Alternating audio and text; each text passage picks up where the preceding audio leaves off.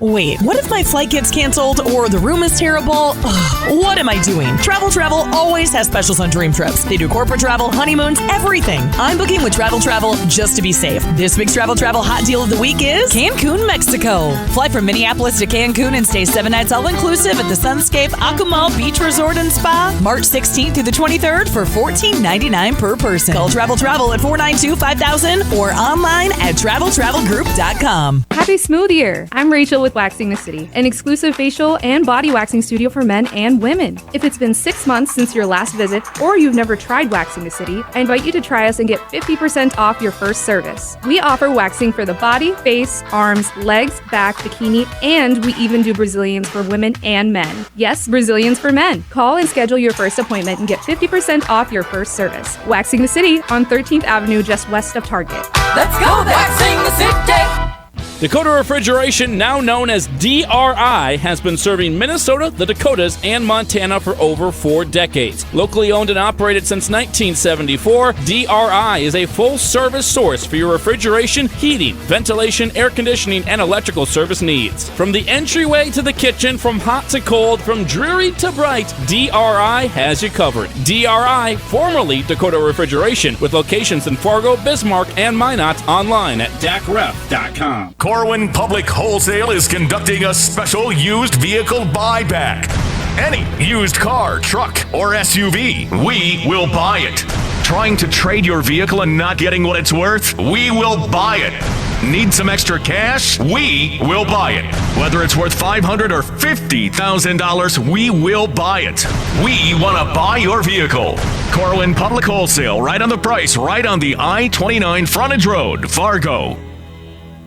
Stop by Gateway Chevrolet and check out their great selection of in-stock Chevy cars and trucks ready for immediate delivery. Take advantage of invoice pricing on new 2023 Chevrolet Equinox and invoice pricing on new 2023 Chevrolet Silverados only at Gateway Chevrolet. Plus, find out about 2.9% financing on select Chevrolet models. That's right, 2.9% on select Chevrolets and invoice pricing on 2023 Equinox and Silverados at Gateway Chevrolet. Find new roads. Details gatewayfargo.com. KQWB, West Fargo, Fargo-Moorhead, and KPFX, HD3 Kindred, Bison 1660. Powered by Gateway Chevrolet, Cadillac, Nissan, and Hyundai in Fargo. We are Sports. And here's what you need to know. Multiple outlets are reporting that the Jets have just hired former Broncos head coach Nathaniel Hackett to be their next offensive coordinator. KPRC TV's Aaron Wilson is saying that Chiefs offensive coordinator Eric Bieniemy is, quote, very much in the running for the Colts head coaching job, as Indianapolis has granted his second interview to Cowboys defensive coordinator and former Falcons coach Dan Quinn. Quinn had a second interview yesterday with the Arizona Cardinals. NFL Network's Tom Pelissero reporting that the Panthers have granted a second interview to Frank Reich for their head coaching job. Interim head coach Steve Wilkes has also been granted a second interview, with speculation indicating it could be down to one of those two to fill the vacancy. NBA scores last night. Trailblazers beat the Jazz 134-124 as Damian Lillard dropped 60 points in that contest. Bucks beat the Nuggets 107-99. Giannis had 33 points, 14 rebounds. Nikola Jokic did not play in that game for Denver. I'm Kevin Wyatt. You've got the Insiders. How you play today, from this moment on, is how you will be remembered. That's what living is. That's right. There's 6 inches in front of your face. Bringing you what you need to know and a whole lot more. Topics you care about, guests you know, and the conversations you came to hear. The Insiders are presented by Proceed. Need seed? Think Proceed. This is your time. Now go out there and take it. Now, here are the Insiders. The Insiders. The Insiders. The Insiders. Insiders. Rob Hipp and Andy Rickoff.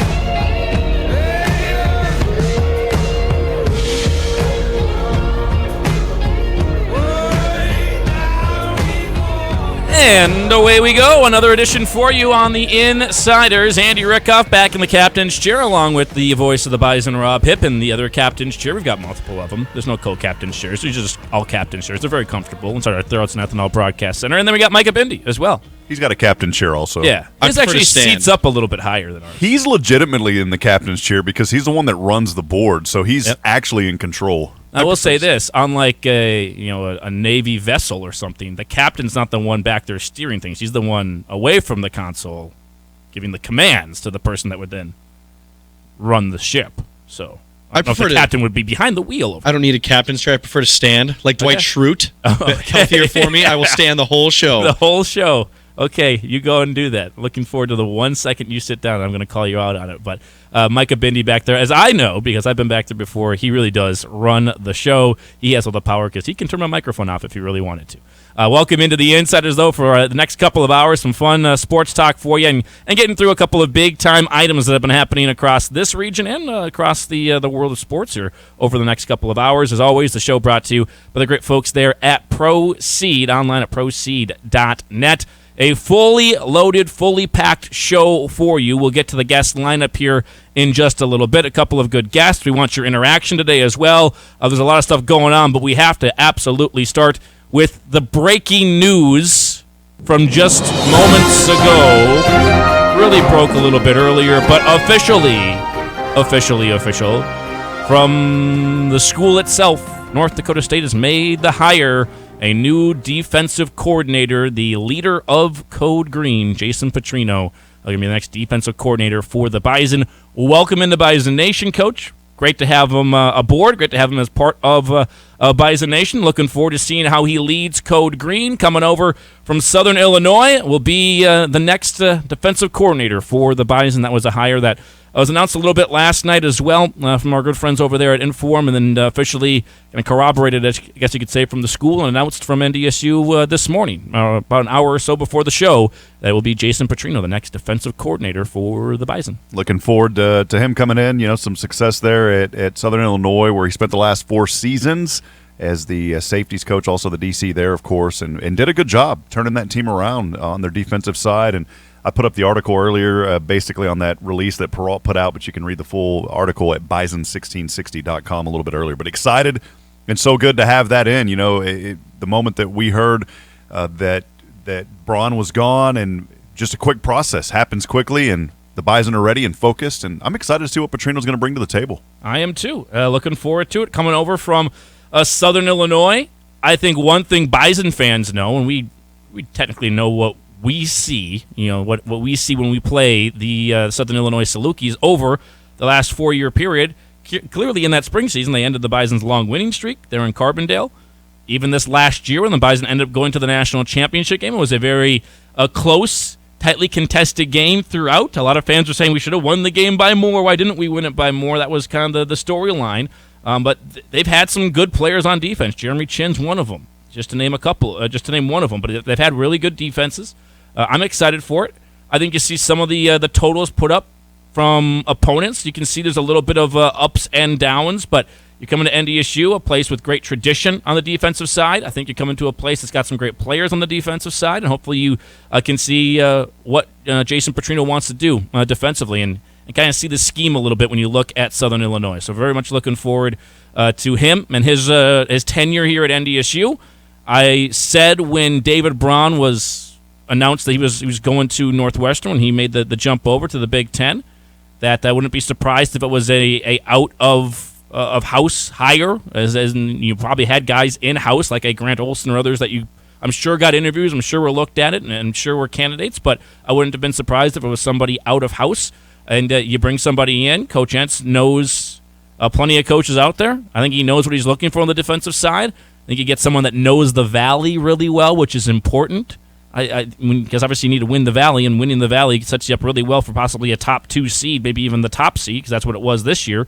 SDSU won the Valley, and they had the number 1 overall seed, even though a lot of people thought that they shouldn't have had the number 1 overall seed. It should have been Sacramento State, but the committee said it's the Valley. They won the Valley. They're going to get the number 1 seed, basically. And I think if you can win the Valley, it sets you up extremely well. So you get somebody in here who knows what this conference is like, knows what it takes to win in this conference as well, and someone that has also recruited in some areas where NDSU has recruited in the past, too. So I think all that together, you get a guy in here that's going to be the right hire, hopefully, here for NDSU. And looking forward to him and his family being here. We will have Jason Petrino on the show tomorrow. That is our plan to be able to have him on here as soon as we can and try and introduce him to Bison Nation. Yeah, a lot of familiarity with the program, and you mentioned exactly what I was going to say. Even though it's not in-house, it is in conference. He knows the Missouri Valley Football Conference well. He also knows North Dakota well, and I'm not talking about NDSU, but I'm talking about the state of North Dakota. He was the DC and defensive backs coach at the University of Mary from 2005 to 2007.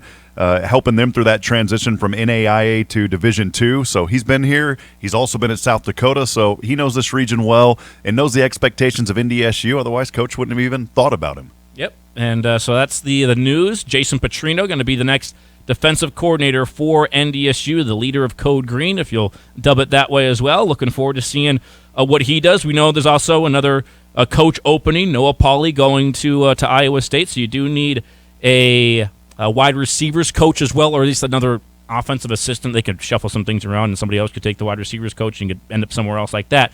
So still another coaching hire to be made for NDSU, but send us your thoughts. I know Bison Nation, you probably got plenty of them out there, so send us your thoughts on the hire of one Jason Petrino. 701-476-1660, our Epic Companies hotline. You can also text us at that very same number, 701-476-1660, or you can email into the Rick Electric email inbox, which is studio@bison1660.com. Just a little bit more here from the press release from NDSU, again coming out this morning at 10 a.m., roughly an hour or so ago. North Dakota State head football coach Matt Entz announces the hiring of Jason Petrino as defensive coordinator. Petrino replacing David Braun, who accepted the position at Northwestern in the Big Ten Conference. Petrino spent the last 4 years as the defensive coordinator and safeties coach at Southern Illinois. So kind of worked in the secondary a little bit, kind of like what David Braun did when he first got to NDSU, where he coached a second-round draft pick in Jeremy Chin and transformed Southern Illinois University into one of the toughest defenses in the Missouri Valley Football Conference. In Petrino's first year, SIU improved in scoring defense from 40.7 points that they gave up per game to 23 points per game, and a rushing defense improved from giving up 221 yards per game to 154 yards per game. The Salukis in 2022 ranked 6th in FCS rushing defense, allowing just 105 yards per game. This was a quote from Matt Entz. Jason brings a wealth of knowledge both defensively and in program development from his experience as a defensive coordinator and a head coach. I have always noticed how hard his players played and how well they executed. Jason has a proven track record of being a great teacher, mentor, and leader. There's a little background on Jason Petrino for everybody out there, if you haven't already found it out. Prior to Southern Illinois, Petrino spent 3 years as a head coach in NAIA at Rocky Mountain College in Montana, where he led the program to a conference championship and a playoff berth in 2018. Known throughout his coaching career as a defensive tactician, Petrino took on the added responsibility of offensive coordinator in 2018, and the Battling Bears, which is a great name, by the way. Battling Bears, not even a G on the end, just Battling Bears, led the Frontier Conference in several categories, including points per game, 35 points per game, and also total offense. So a guy that not only coached a lot of defense, and a lot of things defensively, has some experience on the offensive side of the ball, which I think is a unique perspective to have, because now you know, okay, what for me defensively, what do offenses do that give me fits? And now knowing what offenses to do and having coached that side a little bit, okay, what do defenses do that gave my offense fits? Now I can do that defensively at NDSU because I know it gives offense some fits or puts them into tough predicaments.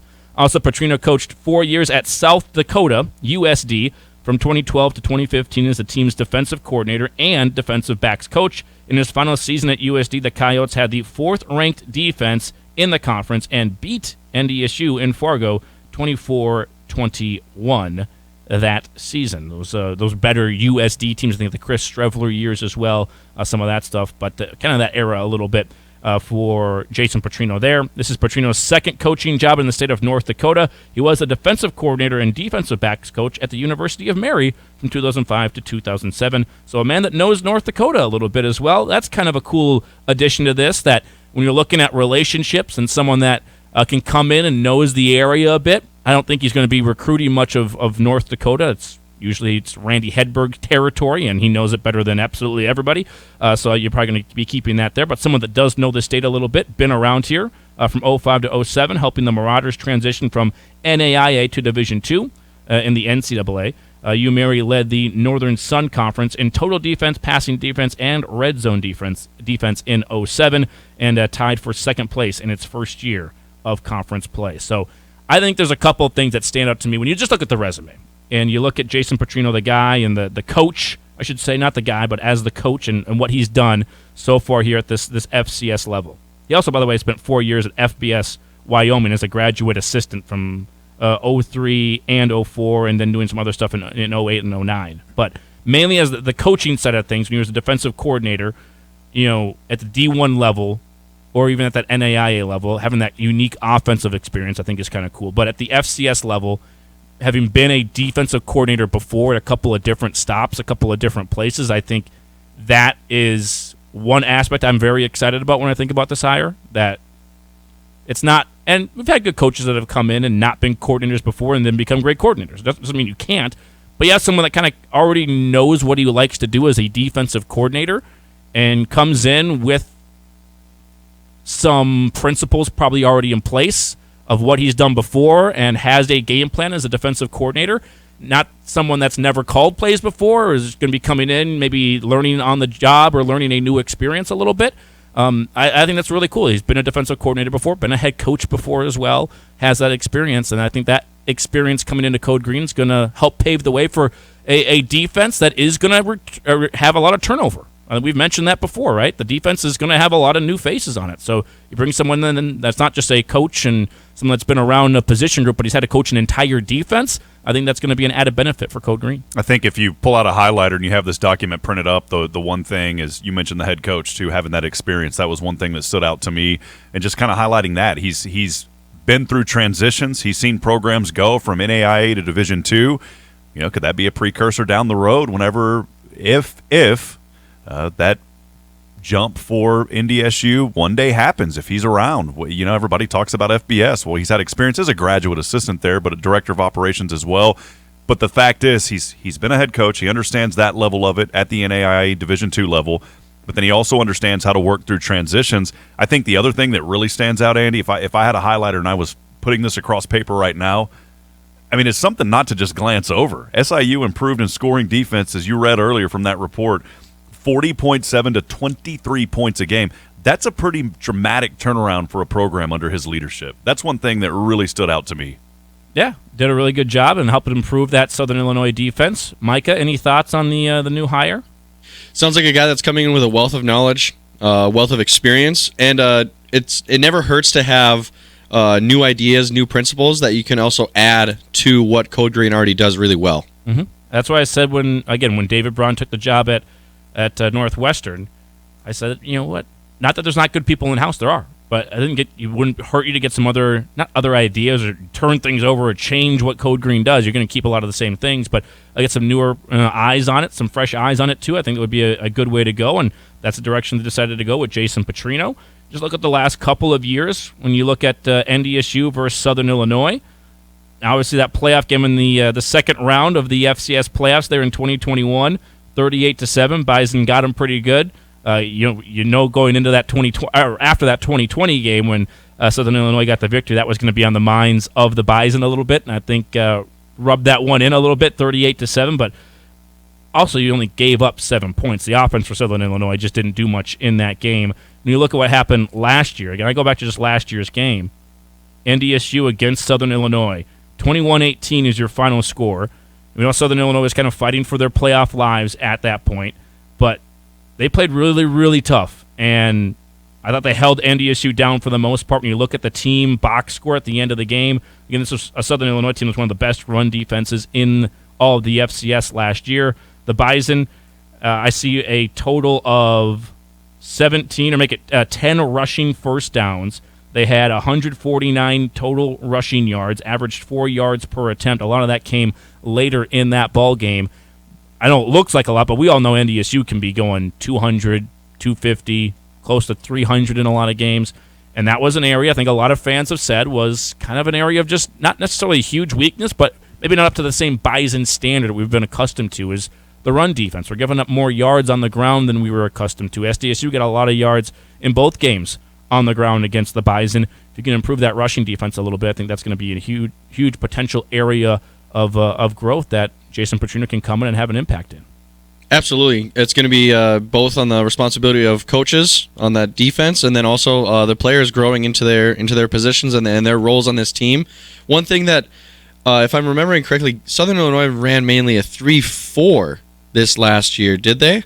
From what I believe they ran a 3-4 defense, so maybe some principles from that 3-4 can kind of merge over, but not completely shift to a 3-4 defense. Yeah, I don't think NDSU is shifting to a 3-4 defense anytime soon. Well, I could be wrong on that. I have no inside information, but I think it's going to look the same, similar, but with some different concepts, different coaching styles, or different like little points in there. Some things will change, but I don't think you're going to see a whole new philosophy in defense. Maybe I could be wrong. That's something we could ask him about when we can get him on the show, when we can get that thing lined up for you. But hoping to have him on the show potentially this week. If not, no. Moving across states, like we're talking about with some of these Bison coaches, it's always a difficult time and busy season for them right now, him and his family. So we'll make sure we try and get him on the show, obviously, but we'll also be courteous to his busy schedule he's going to have here. But hopefully get him on and we can ask him that kind of question, those philosophies and principles, and what do you see in NDSU's defense? How do you see it improving under his leadership? Yeah, and the Bison always like the local flavor from right here in their own backyard, of course, from this area, but seeing on the recruiting end, what is he going to bring in? Maybe there's some other guys from a little bit farther south, and seeing how that transition works as well, because when you do have new coaches, you do have new opportunities for new recruits from different areas. So maybe that's an area that the Bison are looking into, knowing that they typically, of course, like to go in their own backyard, but we'll see. I asked a couple of people from just Southern Illinois, people we know, we've had on the show, just kind of, what are your thoughts? You've covered them, you know them. What are your thoughts on how the defenses looked? And some of them said there were some inconsistencies, but man, when they were good, when they were on, and when they were healthy, I had a lot of injuries the last couple of years. When they were on, they were championship level. And what a lot of Saluki fans said, this is a direct from one of the people I talked to, what a lot of Saluki fans said when he came in was the defense was the reason we weren't able to go deeper and make a deeper playoff run. That was shored up to a certain extent when he came in and came aboard and he started to win some of those big games, beating NDSU, in Carbondale, winning some of those bigger games and making it into the playoffs. They need to make deeper playoff runs, but I think it's an area where he came in and helped them shore up something on the defensive side. That's also a small aspect to it, I think, is like, this isn't why you make the hire, but you did take somebody from another school in the conference, and now Southern Illinois is going to go find a new defensive coordinator, and they're going to be on a search now. So NDSU, just again, one of the top, if not the top jobs in all of the FCS at any position, not just head coach, but your coordinator positions as well, and a very good program in Southern Illinois that's made the playoffs multiple years in a row, able to get their defensive coordinator come over to NDSU. I think that speaks to the position and to the school and to the tradition of the program a little bit as well. Yeah, we want to hear from you. Text us your thoughts. As Andy mentioned earlier, 701-476-1660. Let us know what you think of this, and we'll continue the discussion, obviously, throughout today, tomorrow, and in the weeks to come. It is a defense, like we said, going to be turning over quite a few names. You're not going to have Michael Tutsi. You're not going to have Dawson Weber on the back end. We know the transfer situation that happened last week, mostly when I was gone. But Dom Jones won't be there. He is transferred. So you're going to have a lot of new faces there, people you haven't heard of before, probably at that safety position. You're not going to have Spencer Wagee anymore. You're not going to have James Kaiser anymore on the defensive side. You turn over your top three corners from a year ago, too, for either graduation or transfers or different things like that. So there's a lot of change coming to Code Green all at once. And that's, again, why I think having someone that has been a defensive coordinator before is important. And I don't know if this is why Matt Entz made the decision or not. Maybe it was a factor in there. But I think when you've got so many moving parts, not necessarily on the coaching staff, this is the only position on the coaching staff, but from the personnel, where you're changing over, I'm not good at percentages, but that's got to be somewhere around like 75, 80% of your defense when you're talking about the entire secondary. You're losing a linebacker, a defensive end for you as well. Like, there's a lot of change there. When you're doing all that, you're going to have some younger players in there. It's nice to have someone that, okay, it's not his first time calling a game or calling the plays or learning that. Not that couldn't have been successful, but I think you've got someone that has the experience in this conference at two different spots, calling plays and having success there and knowing what looks good and what it takes to slow down this team or that team in the conference. I think that's a huge bonus to this hire, that you've got someone with that wealth of experience that he's still going to have to lean on Nick Gazer and Grant Olson and the whole entire coaching staff, right? He's still going to have to lean on all those guys. But he's got some experience in terms of the play calling and knowing what it looks like on a game day. I think that's important. Yeah, and he's played against NDSU. Yeah, so he knows what this team is capable of and what they can do, and now he gets to be that guy, probably back on the other end, like, here come the Bison again. It's this big tough game coming up. Well, now he gets to be the guy on the other side of the page, and I think it's exciting for him. He knows what to look for, and he's going to bring his own flavor, but it's still going to buy into that culture, or he wouldn't be here. Yep. So looking forward to it. Jason Petrino, the new defensive coordinator. Again, we'll make our efforts to get him on hopefully tomorrow on the program, and I'll let you know if we can get that thing nailed down during today's show of when we'll get him on and let Bison Nation know. So you guys can tune in and hear for the first time from the new leader of Code Green on that defensive side of the football and what it's going to look like for the Bison going in to next season.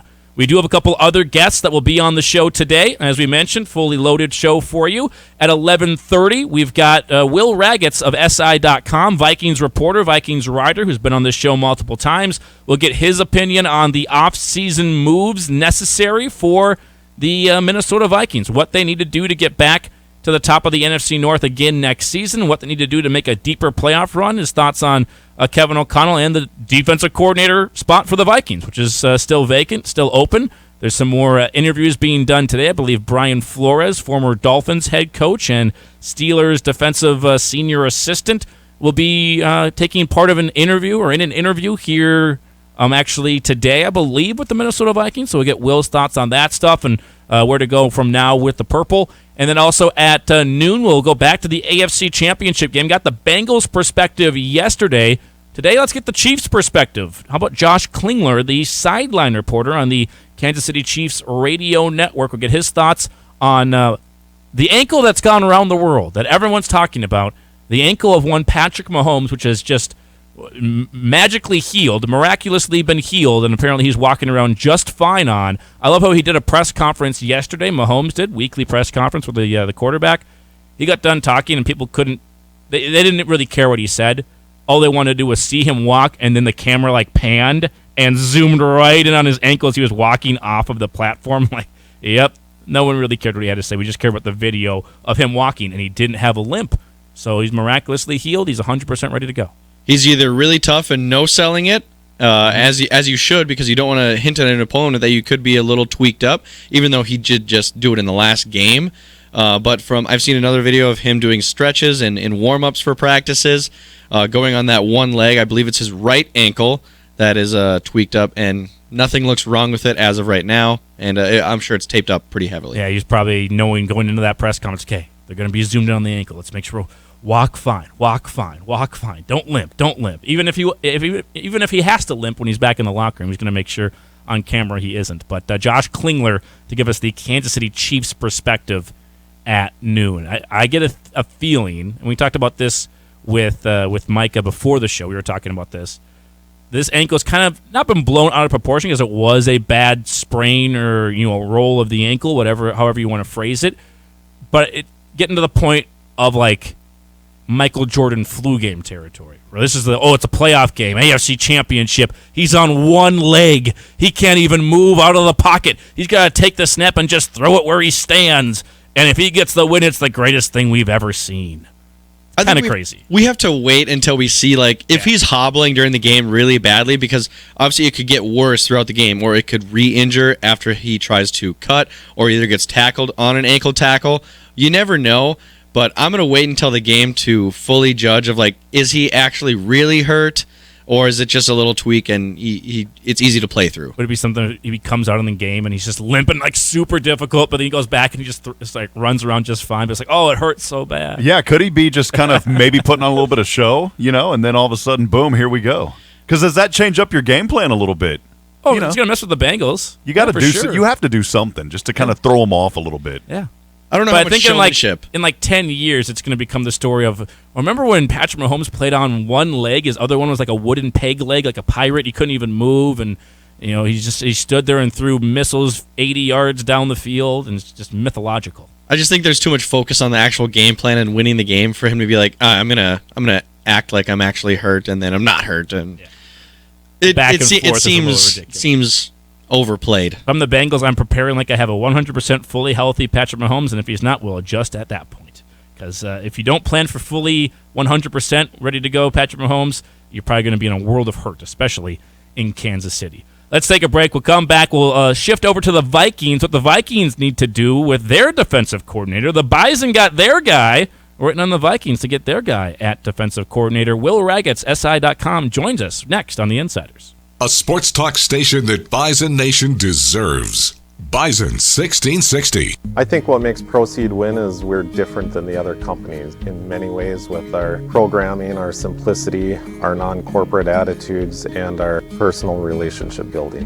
What Proceed is, we bring back the old-fashioned seed buying experience. We're true seedsmen. We care about everything from the sale to the planting to following up afterwards. That's what we're all about, is just trying to bring that experience back to a personal level. Need seed? Think Proceed. Proceed.net. Great seed at a reasonable price. Listen up, North Dakota. Climb aboard! It's time to set sail for saving. Climb aboard! January 27th through the 29th. Climb aboard! And it's happening at the Fargo Dome. The boat show is coming, better climb aboard. Happy Harry's presents this chance to see all the latest in fishing boats, pontoons, runabouts, speedboats, personal watercraft, and the largest selection of docks and lifts. The newest innovations in marine electronics and accessories. Learn how to use the latest electronics to put you on more fish with fishing legend Dave Sanda. January 27th through the 29th. The 31st annual Red River Valley Boat and Marine Product Show at the Fargo Dome. This is North Dakota's largest and best boat show. It's great fun for the entire family. Show information and save $1 coupon at fargoboatshow.com. The boat show is coming, better climb aboard. The boat show is coming, better climb aboard. A Sudeco production.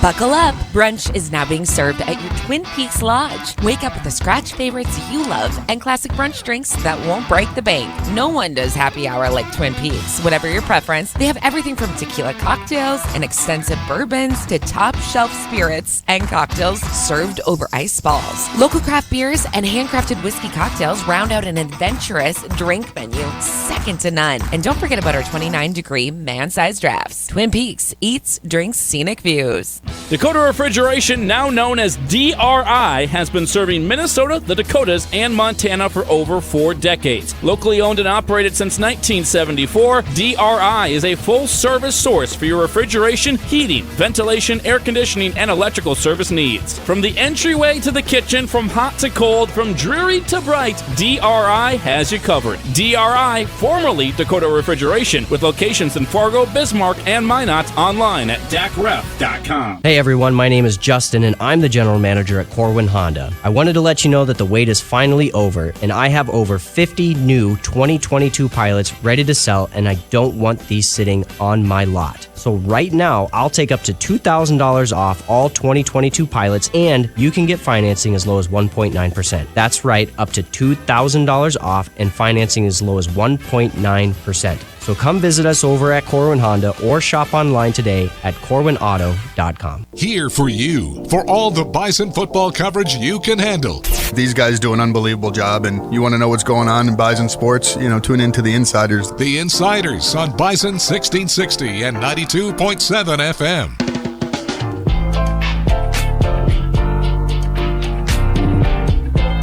.11:31 the time on The Insiders. With you inside our Theraldson Ethanol Broadcast Center. Andy Rickoff, Rob Hipp, Micah Bindi, gang's all here. Watching highlights of what was a great game last night. Watched a bunch of this one. It's on in the studio right now. The Warriors and the Grizzlies. That's turning into a fun rivalry a little bit when they matched up last year in the playoffs as the 2-seed Grizzlies were upset technically by the Golden State Warriors, who we all know eventually went on to do what they do in the NBA Finals. But I think it's a really good budding rivalry in the NBA, the Warriors and the Grizzlies. But let's jump over to our Epic Companies hotline right now and bring on Will Ragatz, SI.com, covering the Minnesota Vikings. Nice enough to give us some time on our Epic Companies hotline right now. Will, great to have you back on, sir. It's been a little while. How you been? How was this Vikings season for you? Man, it was quite the ride. I'm doing well. It's been nice to have a little bit of sort of downtime after the craziness of that season. And I know it came to kind of an abrupt ending sooner than a lot of fans were hoping, but what a fun season that I'm really going to remember for a long time. Yeah, like fans, we're not good at that stuff in the moment, right? Like we don't think when you lose to the Giants in the playoffs, we're not like, well, you won the division, you had some good moments. This was a team that wasn't maybe expected to do a whole lot, and a really fun year. You won a lot of extremely close, tight score games. It was a little heartbreaking all the time because your heart was always on the line with those close games, but overall, pretty fun season. Yeah, the nice thing for fans was, like, if the Vikings were going to lose this year, you kind of knew that pretty quickly. So every time you got into one of those heart-pounding, close, late situations, every single time they found a way to get it done until, of course, the playoffs, which was unfortunate, but you could kind of maybe sense it coming if you were watching this team closely and looking at some of the advanced stats, and they outperformed their record with their ability to win those close games, or their record was better than it probably should have been, but that's a testament to coaching and execution and things like that. They do need to get a lot better, especially on the defensive side, if they're going to become closer to being a serious contender, though, as fun as this season was. Yeah, you knew they were going to lose pretty early, except for the Colts game. And you thought they were going to lose, and they came all the way back. Just one of those crazy moments. That's a good point. One of those absolutely crazy moments for us. Hey, we'll mention the coaching, and Will, good to talk to you, Rob, here, man. We were talking about this on the show yesterday as the news came out with the head coaching finalist, Kevin O'Connell. Andy was talking about it, and the internet chirping about it, that he kind of got snubbed on that. Just I wanted to get your thoughts on, you Coach feel of the like year? He should have been on there. Yeah, the Coach of the Year. Yeah, I noticed that as well, and my first reaction was like, yeah, he should be one of the 5 guys on there. But the other thing is, it's like, I don't know who you take off. There's a lot of good coaches who had good years. I mean, the only one on that list where I was like, maybe would be Sean McDermott with the Bills, because I mean, they're good again, but they've been good for a little while now, so I don't know. But like Brian Dable had a great year, Sirianni, Doug Peterson, Kyle Shanahan. I think those were all the guys on that list. Like, there's just a lot of good coaches that had good years. But I agree, when you take over a team that went 8-9 and then you win 13 games in the NFC North in your first year, and you kind of change the culture, and it's tough to see him not on there. But again, a lot of kind of deserving candidates. Yeah, I thought he should have been over McDermott and probably Dable because it's a regular season award, and they beat both of those teams, which I think should give them a little bit of an edge. But that was just me on that one, and frankly, it doesn't really matter because it's just a Coach of the Year award. And I think it's probably going to go to Sirianni. I think he'll probably end up getting that one. There's a lot of love for Dable, but they didn't even win the division. They finished 3rd in their own division, so I think it'll probably end up being Sirianni who got that number 1 seed with the Eagles. But Will Ragatz here with us, SI.com. Justin Jefferson being on the MVP list was kind of fun. Do you think he wins Offensive Player of the Year? I don't think anybody thinks he wins MVP, but do you think he wins Offensive Player of the Year? Yeah, he's got approximately a 0.0% chance to win MVP, but it's cool for him to just say, hey, I was an MVP finalist, and maybe it won't be the last time he can say that. He's only 23 years old. But yeah, if Cooper Kupp got like 1 first-place vote last year, and obviously no non-quarterback's done it since Adrian Peterson, he's not winning that. But I do think he has a good chance to win Offensive Player of the Year, which is kind of a strange award because sometimes it goes to the best non-quarterback, but then sometimes the MVP quarterback also wins it. So I don't really know what to expect. Like, if Jalen Hurts or Patrick Mahomes won both, I wouldn't be surprised. But I think they'll use it as a way to recognize the special season that Jefferson had. Yeah, right there with you. Let's dive into the future for the Vikings. I brought you on because we want to talk a little bit of offseason and what the Vikes need to do to get back to the NFC North championship, or win the NFC North, I should say, be champions once again next year, but also go deeper into the playoffs. Obviously, the improvements need to happen on the defensive end, right? Well, that's where they need to improve the most, and I think a lot of fans, myself included, think that it's probably going to be a little bit of an overhaul defensively, that it's going to be a changing of the guard. You bring in Kwesi Adolfo-Mensah and you bring in Kevin O'Connell, and I think they were wanted to sign up for 1 year of letting that core group have one last ride and see what can we get out of them, and I think they got about as much out of them as you could. I think it might be time to move on from some defensive guys there that have been around the Vikings organization for a long time. What are some names you think might not be in purple next season?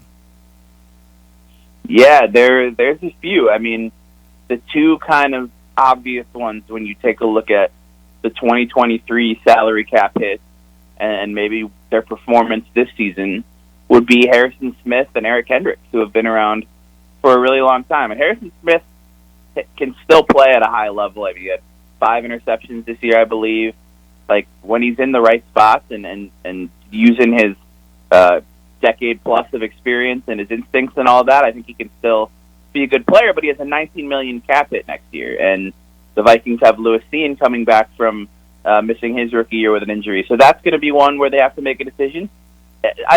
There's really almost nobody on the defense that I would say for sure they're gone or for sure they're back. Like, there's going to be a lot of interesting choices because you have options with the salary cap. You can restructure things, move things around, could bring Harrison Smith back at a lower number, but Eric Kendricks just seemed to kind of fall off, like lose a step a little bit. I don't know how much of that was unfamiliarity with his roles and responsibilities in this defense or how much was physical decline at age 30, because it's just a couple of years ago that I thought Eric Kendricks was one of the best linebackers in the league. So that'll be another interesting one. Za'Darius Smith, even, he had a great season, but kind of fell off down in the second half as he dealt with an injury, and he has a pretty high cap hit too. So a bunch of guys to watch. I think Jordan Hicks at linebacker is another one where Brian Asamoah could. I think Brian Asamoah is a starting linebacker next year. It just depends if one of Kendricks or Hicks will be back. I don't think both will be back. So a lot of questions on the personnel side, and then also on the coaching side with their defensive coordinator search right now. They got to kind of get those things aligned where you get somebody in the building coaching-wise who is going to run a scheme that you like, but also incorporate that with your roster planning so you have the pieces that will maximize that coach's scheme, if that makes sense. I kind of look at the Vikings. I'm a big Cowboys fan, and so I put a lot of pressure on Dak as a fan whenever he makes mistakes, and it's like, oh, it's all his fault. But Kirk Cousins going to be around for a while. He's not going anywhere. But do you feel like there is just this added pressure on him? And if so, what does he really need to do this next season coming up? Yeah, I think there's always added pressure. You said it. Like every quarterback in the league gets that, but especially the quarterbacks with big contracts and the quarterbacks who haven't really won much. And that's Kirk Cousins, that's Dak Prescott. There's a few other guys like that. But I mean, Kirk's been one of the most kind of polarizing guys in the league for a long time because he is a very good quarterback. I think he's on the fringes of top 10. He's more like he's in that 11 to 15 range, but that he makes kind of top 5 money. So it's a strange thing where like the Vikings haven't moved on from him because it's hard to find somebody better. Like if there aren't better quarterbacks just sitting out there available or like guaranteed in the draft unless you're picking top 5, and even then it's not guaranteed. So they've stuck with him, and they showed this year under Kevin O'Connell that you can win a lot of games with Kirk Cousins if he's in the right circumstances. He didn't have his best statistical year, but he was really tough. He's always really tough and durable. I mean, he was the most hit quarterback in the league this year and just always kept it moving, never showed any ill effects of that. He was great late in games. He trusted Justin Jefferson, T.J. Hawkinson to go up and make plays and gave them chances on contested catches, and I think he had a good year. So I think they're moving forward with him as their quarterback, but the question is always, like, can you win a Super Bowl with him? I could talk about this Kirk Cousins topic for a long time, but when you're paying a quarterback that much money, it limits the amount of money that you can spend on the rest of your roster. That's why having a quarterback on a rookie deal is such a big kind of advantage. So at some point, I mean, he's 33, 34. They're going to have to plan for the future, but he'll be their quarterback next season. I'm just not sure if he gets another extension this year or what that might look like. Back to the defensive side, and you mentioned the defensive coordinator stuff. Before we get to actual names or what you think there in terms of some interviews, do you think they stay 3-4? Do you think that's something that Kevin O'Connell kind of wants to stay at, or do you think they're they're open to anything, a complete scheme change there too, knowing that the pieces that they've got. Yeah, I think they're open to a lot, and it's important to kind of point out, and Kevin O'Connell has pointed this out to us a few times, like, when you talk about the 3-4, they're running every defense in the current NFL is in a nickel with 5 defensive backs, like 70% of the time. So then it's like a 4-2, and the 3-4, 4-3 distinctions don't matter quite as much. And there's still some like alignment stuff with your defensive linemen, and maybe your edge rushers are standing up or whatnot, but they're only in their base defense like less than 30% of the time.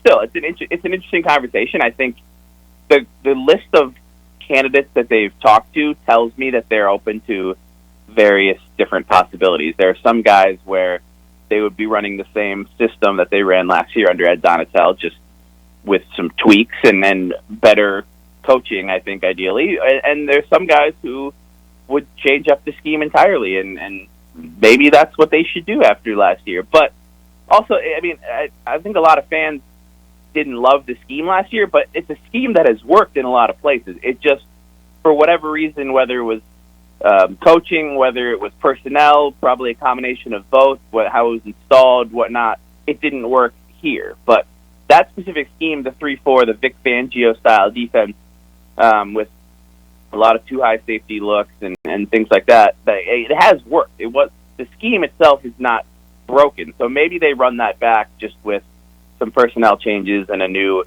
coach kind of pulling the strings. Okay, then let's dive into some of the actual names you've heard and what you think of a couple of them. Again, Will Ragatz, SI.com, joining us here on the Epic Companies Hotline, talking some Minnesota Vikings off-season storylines. I believe Brian Flores is either interviewing today or tomorrow. They've had a few other candidates in. They had Mike Pettin, an in-house candidate. He was on the staff just this last year, this current year, I guess, since the NFL is still going on. Who are some of the other names, and what should fans know about the search? Are they going to bring in more names for this first run of interviews still, you think?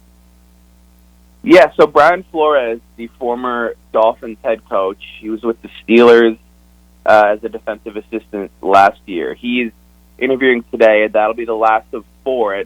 It'll be the 4th of 4, and those are the only 4 we know about so far. They certainly could still, and I would guess that they might still bring in a couple more for the first round of interviews, but they do have a good solid list of 4 so far. Flores is my personal favorite candidate just because of the track record of what he did in Miami. He would be one of those guys I mentioned that he would switch up the scheme entirely. You'd be talking about playing a lot more press man coverage, blitzing a lot more, one high looks. Like it would be a different defense. I think it would be a 4-3. So he would be interesting to me. I just think he's so highly regarded as a coach, and it would be fun to see them, just from my perspective, just fun to see him shake things up again and try a new defense and see how that looks. Sean Desai is an interesting one as well. He was a Bears assistant coach for a long time. He was with the Seahawks last year. He would run the same defense. He's one of the Vic Fangio disciples, but he also comes really, really highly regarded. He has a really cool background that I'm sure people will look into more if he ends up getting hired. But yeah, he's another interesting one. Ryan Nielsen, who is the co-defensive coordinator with the Saints, is one that I don't know a ton about. I know he's been kind of a long-time defensive line coach. So Sean Desai's background is more in defensive backs, Brian Flores with linebackers, Ryan Nielsen with defensive line. So you got kind of a mix there. Mike Pettin is one that doesn't necessarily inspire me a ton just because he was already on this staff last year. I feel like when you're that bad at defense, you need to bring somebody in from the outside who's going to shake it up more. But Pettin's been a defensive coordinator in 3 different places and had some good results at times. So it makes sense that they're kind of doing the due diligence there at least. I do think Flores and Desai are the 2 most interesting names on that list, though. Do you think Vic Fangio gets an interview? I would be skeptical about him getting an interview in Minnesota, in part because he's just really close with Ed Donatel. They were together for the last 10 or 11 years before last year. And so there's part of me wonders if there would be some part of Fangio that doesn't want to go take his friend's job. I don't know. And also I think he's getting looks from some other places, and But yeah, I mean, it's possible. Certainly, if the Vikings wanted to keep the same defense, and you might as well get the guy who basically invented it and has ran it at the highest level. So, not out of the question at all. There we go. Will Ragatz, SI.com, here with us. One last question for you. I know the Vikings are very short on draft picks. So we'll get more of this in-depth on this stuff maybe later on when you get closer to, obviously, the draft and the combine and all that stuff. It's a ways away. But what do you think are their biggest draft needs going into next season? Yeah, it'll always be impacted by the first wave of the offseason. So trades, cuts, restructures, extensions, free agency is a big thing. Like how their roster looks right now and how it looks in early mid-April as the draft approaches will be quite different. But from right now, I think the biggest offseason need, period, is going to be cornerback, because all three guys who are their starters at the end of the season, Patrick Peterson, Shannon Sullivan, Duke Shelley, they're all free agents. So those are all your starting corners. You got Andrew Booth and Caleb Evans coming back, who you drafted last year. But Andrew Booth has had a hard time staying healthy, both in his rookie year and in college. Caleb Evans had 2 or 3 concussions, so I don't know how much you can rely on those guys. So you really need to add 1, 2, maybe more cornerbacks. And I think this is a really strong cornerback draft class from what I've heard. So I think that at 23 overall, they're going to have a possibility to land somebody really good there. But there's others, too. I mean, they could use help at every level of the defense, pretty much. Offensively, I think interior offensive line is always something you're looking at. And then wide receiver would be another interesting one to me, because Adam Thielen is one of those guys who may not be back due to salary cap and age and his performance this season. So they could really use another kind of long-term wide receiver next to Justin Jefferson. So there's a lot of needs, I think, but those would be some that I'm focused on looking ahead to this offseason. Encourage Vikings fans to go find Will's work. You can follow him on Twitter at Will Ragatz, Ragatz, on the last name there on Twitter and also on SI.com. Will, appreciate the time. Thanks for coming on with us once again. It's going to be a fun offseason. Could be an offseason with a lot of turnover and change. So looking forward to it. We'll make sure we have you back on again as more news comes out. All right. Thanks, guys. There we go. Will Ragatz, nice enough to stop by and go over the Minnesota Vikings. And Adam Thielen, you've been on the Adam Thielen cut train for a long time back there, Mr. Bindi. So. His contract is ridiculous. It is? It is just ridiculous. It's got to be a restructure at the very least. They keep restructuring, so it just keeps getting more backloaded and more backloaded. I think he's going to make like $19 million this next year. I'm like, that is ridiculous for what he brings. That won't happen. It's either going to be a cut or it's going to be a restructure or something. Depends if Adam just wants to retire as a Viking or if he wants to go somewhere else and have a chance at a Super Bowl, basically. And I think he's someone that would want to stay as a Viking for life, but we'll see what happens. And maybe he'll just have another breakout year. Like he just had an off year this year, and you never know. Maybe he'll revitalize his career late in his mid-30s. And then he'll come on to a press conference and say, Micah Bindi doubted me. You doubted me, Bindi. Hey, if I motivated him and he plays better this next season, then I did my job. Then you did. That's not your job, but you did do something at the very least. Have you sat down yet? No, he has not. I did pull the chair really close to me back there during Will's interview. I was like, nah, and then I pushed it away. Nice, good job. We'll take a break. We'll come back. Wrap up hour number 1 next year for you. The most complete Bison coverage in the region. Your Bison Nation station, Bison 1660.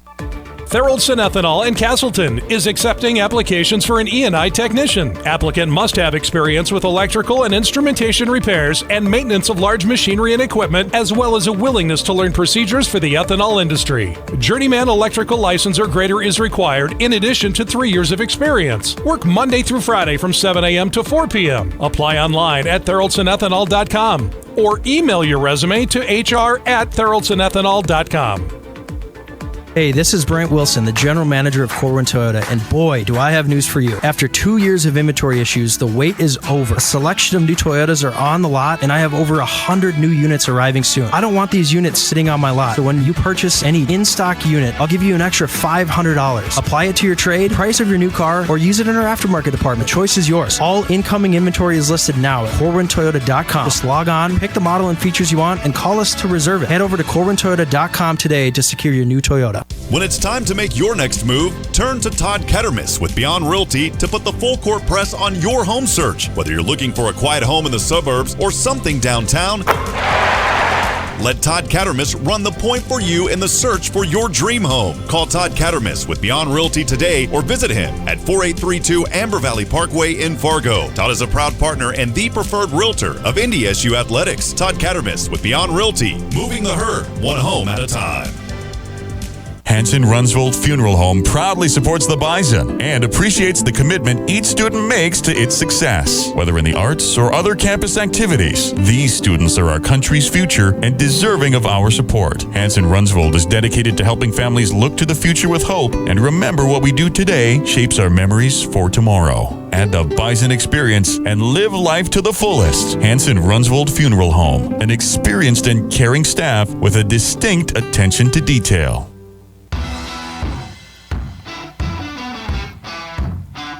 Want a job you love? Join a winning team. Twin Peaks Fargo is hiring all heart of house support positions, cooks, bussers, barbacks, and more. Twin Peaks offers many great incentives like free shift meals, flexible schedules, and pay starting at $20 an hour. Apply today. Just text PEAKS to 85,000 to get started. Twin Peaks. Eats, drinks, scenic views. Are you an electrician? Are you looking for a change? JDP Electric is looking for commercial, industrial, and service electricians. JDP is looking for both journeyman and apprentice electricians. You could start your career today with a family-owned and operated business who's been serving our community for over 20 years. Full-time positions available with great pay and benefits. Call 701-232-1991 or email info@jdpelectric.net. Start your new tomorrow today. Come be a part of the JDP difference. Hail the Bison right here, your home for NDSU sports. This is Bison 1660.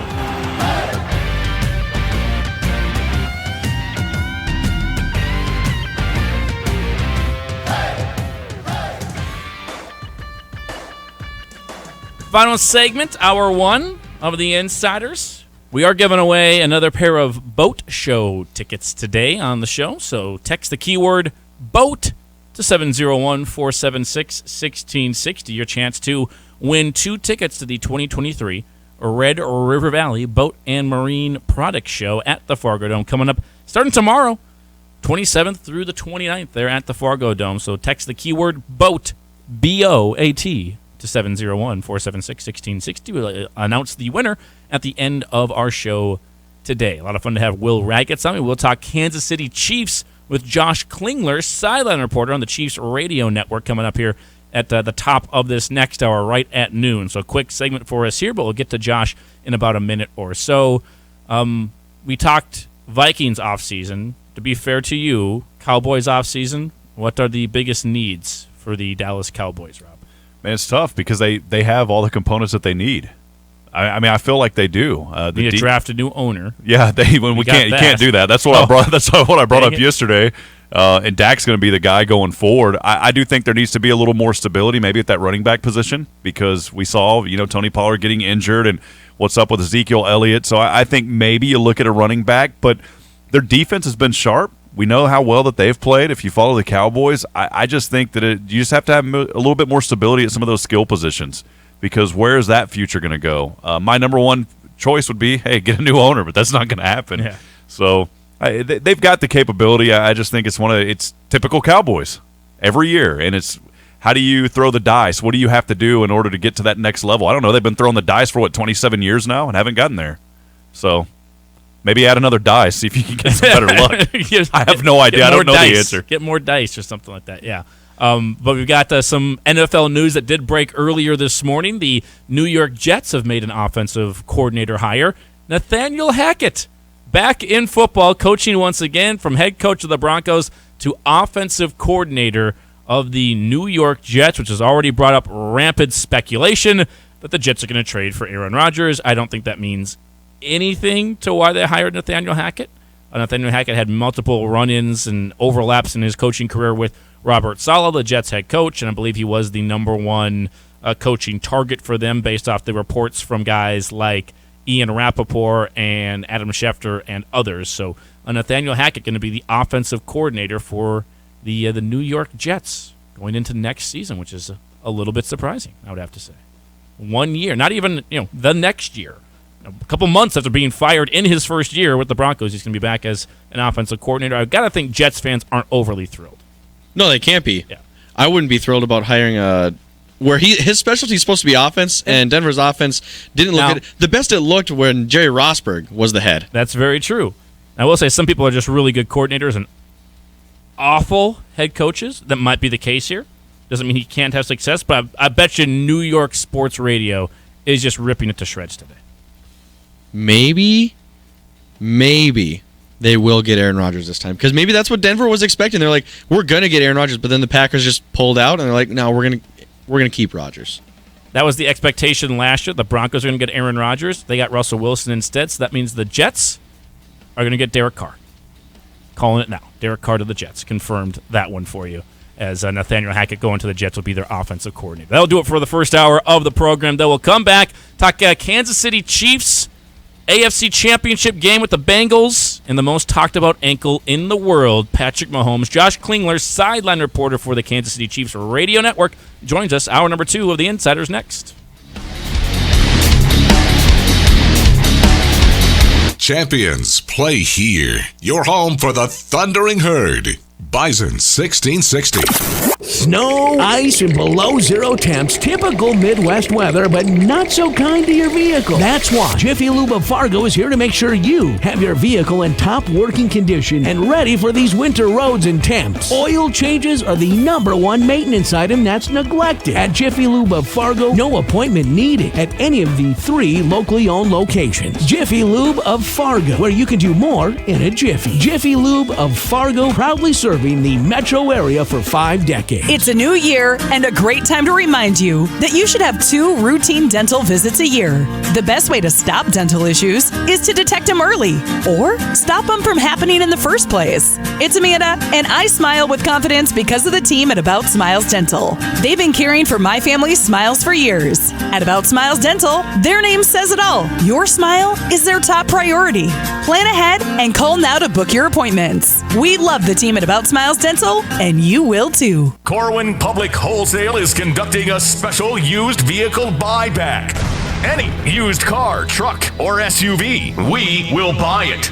Trying to trade your vehicle and not getting what it's worth? We will buy it. Need some extra cash? We will buy it. Whether it's worth $500,000 or $50,000, we will buy it. We want to buy your vehicle. Corwin Public Wholesale, right on the price, right on the I-29 frontage road, Fargo. Businesses should know that Consolidated Communications has the only data center in the FM area that is SOC 2 certified. That means Consolidated has tested reliable systems in place to protect your valuable data. That's more important than ever with today's security concerns. Many business insurance companies require SOC certification at data storage facilities. You should work with a local data center that is SOC 2 certified. For scalable, cost-effective data center solutions for your changing business needs, go to consolidated.com/data center. About a month ago, we had some unexpected plumbing issues. We called Valley Service Mechanical in a panic and were pleasantly surprised with the professional that came to our rescue. He took the time to explain the issues to us, and you could really tell he enjoyed what he was doing and the pride he had representing Valley Service Mechanical. When your heating and cooling needs help and your plumbing is on the fritz, call Valley Service Mechanical, 701-293-5701. Online at valleyservice.net. When it's time to find a realtor, word of mouth is important, and Todd Cattermas with Beyond Realty is a name Bison Nation says often. Todd has helped everyone from coaches and administrators to broadcasters and former players and their families buy homes in the FM area. So many in Bison Nation trust Todd to buy and sell their homes, and you can too. Call Todd Cattermas with Beyond Realty today or visit him at 4832 Amber Valley Parkway in Fargo. Todd is a proud partner and the preferred realtor of NDSU Athletics. Todd Cattermas with Beyond Realty, moving the herd one home at a time. KQWB West Fargo, KPFX HD3 Kindred, and K224FD Fargo. Bison 1660, powered by Gateway Chevrolet, Cadillac, Nissan, and Hyundai in Fargo. And here's what you need to know. Multiple outlets are reporting that the Jets have just hired former Broncos head coach Nathaniel Hackett to be their next offensive coordinator. KPRC TV's Aaron Wilson is saying that Chiefs offensive coordinator Eric Bieniemy is, quote, very much in the running for the Colts head coaching job, as Indianapolis has granted his second interview to Cowboys defensive coordinator and former Falcons coach Dan Quinn. Quinn had a second interview yesterday with the Arizona Cardinals. NFL Network's Tom Pelissero reporting that the Panthers have granted a second interview to Frank Reich for their head coaching job. Interim head coach Steve Wilkes has also been granted a second interview, with speculation indicating it could be down to one of those two to fill the vacancy. NBA scores last night. Trailblazers beat the Jazz 134-124 as Damian Lillard dropped 60 points in that contest. Bucks beat the Nuggets 107-99. Giannis had 33 points, 14 rebounds. Nikola Jokic did not play in that game for Denver. I'm Kevin Wyatt. You've got the insiders. How you play today, from this moment on, is how you will be remembered. That's what living is. That's right. The 6 inches in front of your face. Bringing you what you need to know and a whole lot more. Topics you care about, guests you know, and the conversations you came to hear. The Insiders are presented by Proceed. Need seed? Think Proceed. This is your time. Now go out there and take it. Now, here are the Insiders. The Insiders. The Insiders. The Insiders. Insiders. Rob Hipp and Andy Rickoff. Insiders is always brought to you by Proceed Online, proceed.net. If you need seed, think Proceed, home of the Right Choice and Right Stuff programs. Hour number 2 getting rolling right now. Andy Rickoff, Micah Bindi, and Rob Hipp here with you. And we start off hour number 2 by going right back to our Epic Companies hotline and talking with the Sideline reporter on the Kansas City Chiefs radio network, one Josh Klingler, nice enough to give us some time today briefly as they get ready for an AFC championship game with the Chiefs and the Bengals. Josh, appreciate your time very much, sir. How are things down there in KC with a couple of days before the big game? Yeah, ankle watch is firmly underway. It's been kind of... Well, it's borderline crazy / great, but all signs are pointing in a really good direction for Patrick Mahomes. He's been out on the practice field. Andy Reid says that he's been doing everything they've asked him to do so far, and hopefully that thing holds up for at least another week or 3. Yeah. Have you become an expert in all things ankles yet? Have you gone to medical school and learned up on the ankle over this week? I don't think so, because I think what we found is Patrick Mahomes is above all that. It doesn't matter what the injury is to you or I. Patrick Mahomes is a freak when it comes to injuries. I mean, he doesn't. They don't bother him. We're still kind of flabbergasted. He had the kneecap dislocation a few years ago in Denver, which ended any thoughts of a quarterback sneak pretty much ever again in Kansas City. But he only missed a few weeks. He had an injured toe, which he says was worse than this ankle situation has been, and he played through that just fine. So he seems to be a little bit, Teflon when it comes to injuries, or puts on a great face, or is the tough guy. But yeah, you're gonna have to drag him off that field.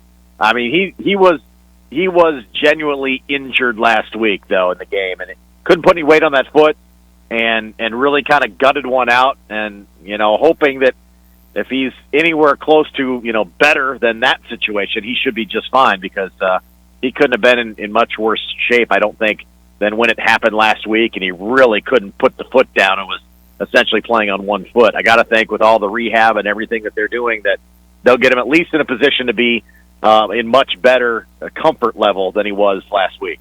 Josh, Rob Hipp here. Thanks for joining us. I'm from Texas. I used to broadcast in the same district, if you will, that Patrick Mahomes was there in White House, Texas. Is it true, and I can say this because they're not up here in this area, is Patrick Mahomes the reason that Whataburger is in that area now? That is a huge deal in Texas. Yeah. No, it absolutely is. It absolutely is. He is he part owns some of the franchises, recruited them to come to Kansas City, and one of his business ventures is indeed Whataburger, and they're all over the place now. And they're super busy. The lines are long, and no, he is directly responsible for that. So no, every time that there's something that's missing here in Kansas City too, they look to Patrick Mahomes because he's seemingly the one to get it done. If there's ever an NBA or an NHL team in town, it's because Patrick Mahomes brought it here. I mean, everything that they, is there a new hotel that needs to be built? Let's ask Patrick. Yeah, he's pretty much the go-to guy now for everything that needs to get done. But he's got a great track record. So I mean, you brought a fantastic hamburger to the Kansas City area we didn't have before, and the furthest, I think, northern location, I believe, of Whataburger thus far. Happens to be here in the Kansas City metro. I'm sure many people in Kansas City are excited about that. None more, though, than Andy Reid. Probably just as excited because Andy Reid loves a very good cheeseburger, as we have found out over the last couple of years. Absolutely. I mean, if you're doing it right, and Patrick's a very smart individual, yeah, you're making sure that fresh, hot cheeseburgers are being delivered to your coach when and all possible. Well, you got to take care of the guy, of course. Again, Josh Klingler here with us, hosts 6 to 10 a.m. on 610 Sports down there in Kansas City, and the sideline reporter on the Chiefs radio network. What is the biggest worry of this game? And just dive into it just a little bit here with you. Obviously, the Bengals have won the last 3, so they've kind of had the Chiefs' number. The only team that's been able to crack the code of the Kansas City Chiefs over the last couple of years at least. What's the big reason why the Bengals have had that success in your mind? Yeah, certainly concern number one would be the health. And so then once we get past that, then we look at, okay, the matchup and what has been the problem. I mean, frankly, it's been the Chiefs finishing games. They've been terrific at various points in time of playing close games and finishing out and getting wins. And more often than not, we're thinking about wow, that was close, but they found a way to get a close victory. They've been very, very good at that. The 3 Bengal games, they have not. They have had a lead in the fourth quarter of all 3. Obviously gave up an 18-point lead in the AFC Championship game last year. A very strange fourth quarter this year in the regular season rematch.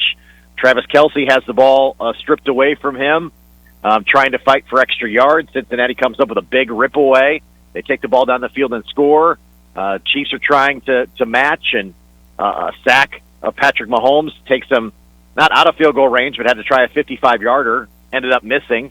And then the defense can't get the Bengals off the field and give up 3 first downs in a final salt away the time offense for Cincinnati. So it's been about finishing games, really, in all 3 of the matchups that they had leads and let them get away. So a little bit uncharacteristic for the Chiefs in the recent vintage, but Cincinnati has done a great job as well of turning people over because they have done a nice job of getting the timely turnovers. So it's that simple game. Don't turn it over at inopportune times, and then find a way to put away a game. The Bengals have also done a really good job, I think, with their defensive adjustment, and they've Patrick Mahomes said it yesterday. They've run like 3 different looks at us in each of the 3 games, and so their ability to mix up defenses and coverages and really do a nice job in the second half of games has allowed them to not only win games, but make comebacks in those games to beat the Chiefs.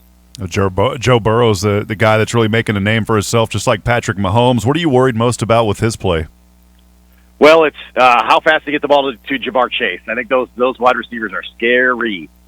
Chase, T. Higgins, Boyd, the tight end Hayden Hurst played well last week. And then the 1-2 running punch. I mean, they ran it the best they have all season last week against the Buffalo Bills. And so the Chiefs only saw Samaje Perine in the opening game. They get Perine and Joe Mixon for this one. So a lot of things skill-wise scary about this offense. And then Burrow obviously pulling the trigger and getting the ball out to his playmakers. But it's going to be about getting to the quarterback, trying to get to Joe Burrow. The AFC Championship game, they did not get to Joe Burrow, especially late.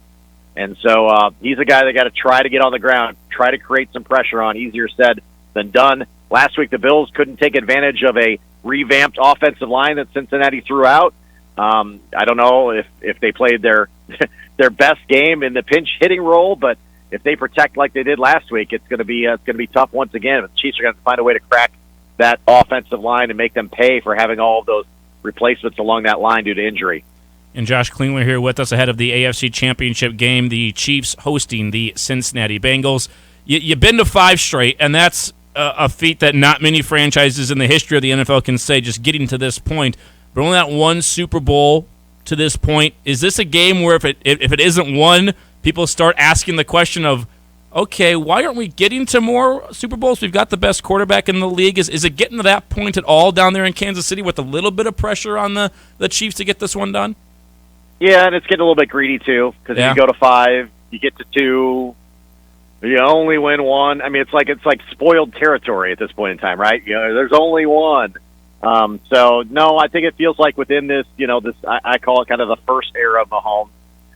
Would you like to rack up multiples? It's easier said than done, for sure, but they put themselves in a position where their 2 losses that knocked them out in the AFC Championship game were both, overtime games.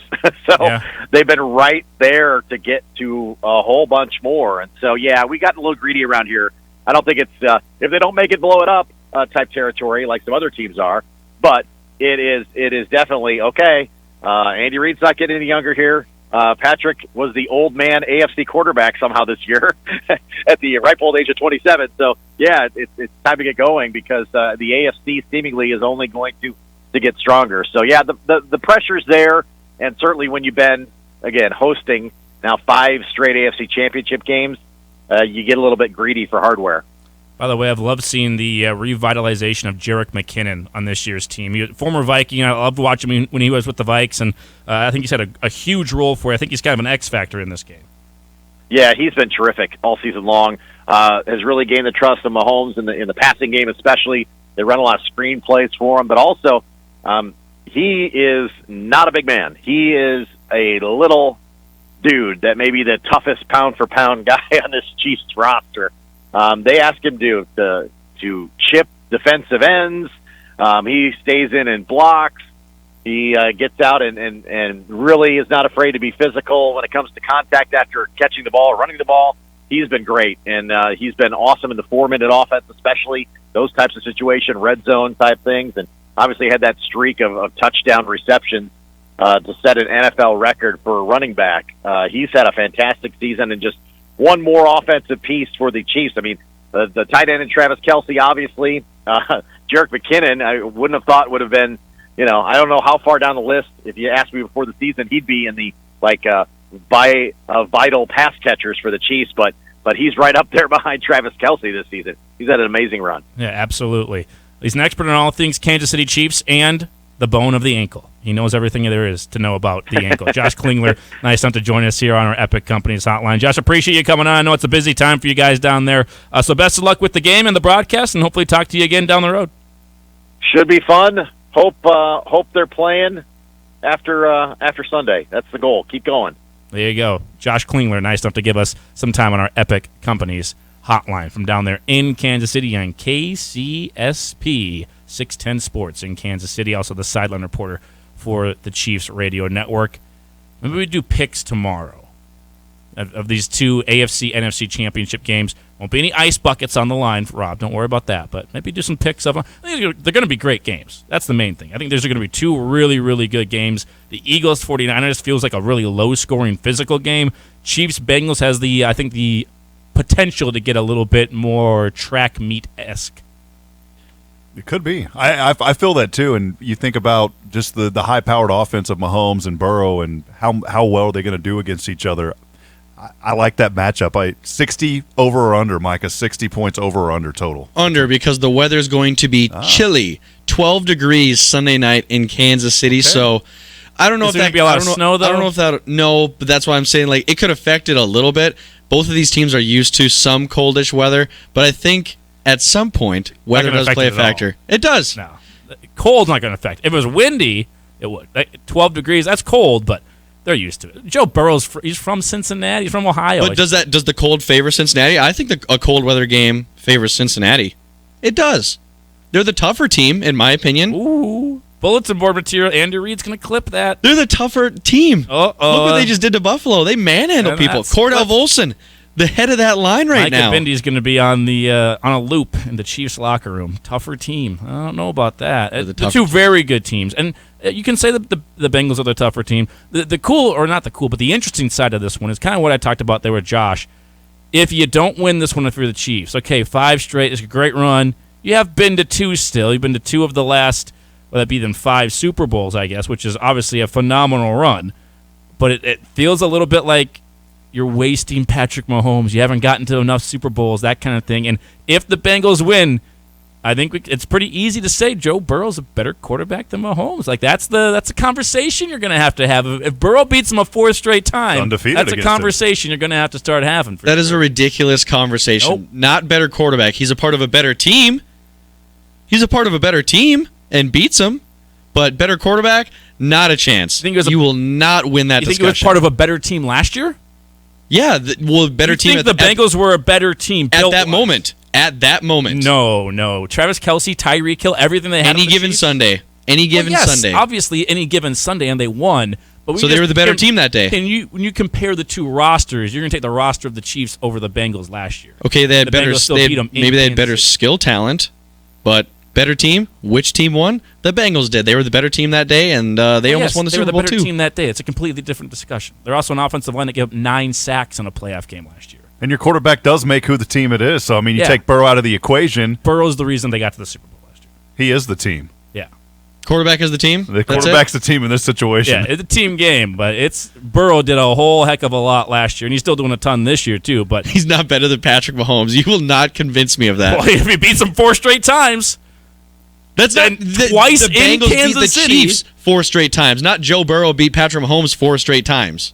That's how it's always phrased. See, Micah's getting like me, though, when I defend Tony Romo, so I do pick up what you're putting down. It is team. I pick it up. It is a team game. There are 11 guys on the field for each team at once. I hate to break it to you, quarterback wins are a stat. That is not a stat. That is ridiculous. That's the way it goes. That's the way you're measured. And people are going to start putting Joe Burrow ahead of Patrick Wins are not a Mahomes. QB stat. People put him out there still. Still a stat that's used. Yeah, ESPN puts him out there. It's a joke. That's how it's going to be viewed. National picture. It's going to be Joe Burrow. National picture doesn't matter. Joe Burrow just passed. That's just Patrick media Mahomes. doing stuff. Fans can think for themselves. That's what I'm talking about, though. That's going to be the storyline of this game. If the Bengals go to Kansas City and beat them in the playoffs again, that's going to be the conversation. Burrow's not better than Mahomes. Fake news. Yeah, you can say it if you want to. That's definitely going to be the conversation, though. We'll take a break. We'll come back. Plenty left to get to here in hour number 2. By the way, we'll do this in the next segment because Micah Bindi is such a proponent of doing the parlays and thinks he's a gambling expert with them. I'm going to share a parlay story with our audience that was pretty epic this last weekend. So we'll do that when we come back. Champions play here. You're vice president material. You're vice president material. Bison 1660. CHI Friendship is participating in Giving Hearts Day on February 9th. Every donation will be matched up to $15,000 and used to enrich the lives of people with disabilities. And join CHI Friendship at their chili feed from 11 to 1 on Giving Hearts Day at their Fargo location. Hey, Bison Nation, Andy Reckoff here, and I just wanted to take a moment to say we absolutely love our Thoroldson Ethanol Broadcast Center. Love being there every day to bring you the very latest with NDSU athletics, but we're not the only ones that like to be in the studio. Michael Tutsi with us here live in studio. Scott Anderson joining us, Director of Multimedia, NDSU. The athletic director is inside the studio. Matt Larson's joining us. I told you we weren't the only ones. Fuel your future and join the growing team at Thoroldson Ethanol today by going online to ThoroldSonEthanol.com. It's a new year and a great time to remind you that you should have 2 routine dental visits a year. The best way to stop dental issues is to detect them early or stop them from happening in the first place. It's Amanda, and I smile with confidence because of the team at About Smiles Dental. They've been caring for my family's smiles for years. At About Smiles Dental, their name says it all. Your smile is their top priority. Plan ahead and call now to book your appointments. We love the team at About Smiles Dental, and you will too. On Giving Hearts Day, show your appreciation to our war veterans. Give to the Veterans Honor Flight of North Dakota and Minnesota. Find us under Veteran Support on the Giving Hearts Day website. Veterans Honor Flight of North Dakota and Minnesota. Thank you, veterans. Turn up the heat with a bowl of brisket chili or green chili chicken soup to celebrate National Soup Month at Twin Peaks. And no one does happy hour like Twin Peaks. Whatever your preference, we have everything from tequila cocktails and an extensive bourbon category to top shelf spirits and cocktails served over ice balls. Local craft beers and handcrafted whiskey cocktails round out an adventurous drink menu second to none. And don't forget about our 29-degree man-sized drafts. Twin Peaks eats, drinks, scenic views. Hi, I'm Grant Nelson, NDSU Bison basketball player. Whether it's playing basketball or driving in my car, I want to do everything to the best of my ability, on the court and off the court. So when I'm in the car, I up my game with the Drive for Less program from Nodak Insurance. I could save up to 30% on my premium just for driving safely. To me, that's a slam dunk. Download the Nodak Insurance app today. Stop by Gateway Chevrolet and check out their great selection of in-stock Chevy cars and trucks ready for immediate delivery. Take advantage of invoice pricing on new 2023 Chevrolet Equinox and invoice pricing on new 2023 Chevrolet Silverados only at Gateway Chevrolet. Plus, find out about 2.9% financing on select Chevrolet models. That's right, 2.9% on select Chevrolets and invoice pricing on 2023 Equinox and Silverados at Gateway Chevrolet. Find new roads. Details gatewayfargo.com. We take great pride in really doing all the research and the work behind the scenes to make sure that our products just work. We have our own staff member that helps pick the hybrids and the varieties that work in our area. It's meant for you, not for somebody 200 miles away. We test our seed locally. We produce our seed locally, so we get to see our production fields, where they need to be, and if they work there. Need seed? Think ProSeed. ProSeed.net. Great seed at a reasonable price. Did you know hyperbaric oxygen can decrease inflammation and speed up your healing process dramatically? I'm Menly with Fargo's first hyperbaric oxygen center, Healing with Hyperbarics, conveniently located off 45th Street. We are celebrating 4 years in Fargo, and as the experts in treating concussions, brain injuries, sports injuries, and post-COVID symptoms, we welcome you to find out how we can help you heal. We have an FDA-approved device to diagnose concussions and can treat the same day to get you back to feeling better faster. Find out how we can help you at healingwithhyperbarics.com. 2 hours of sports talk every weekday, 11 to 1. Well. Oh, my gracious. Now, let's get back to the Insiders.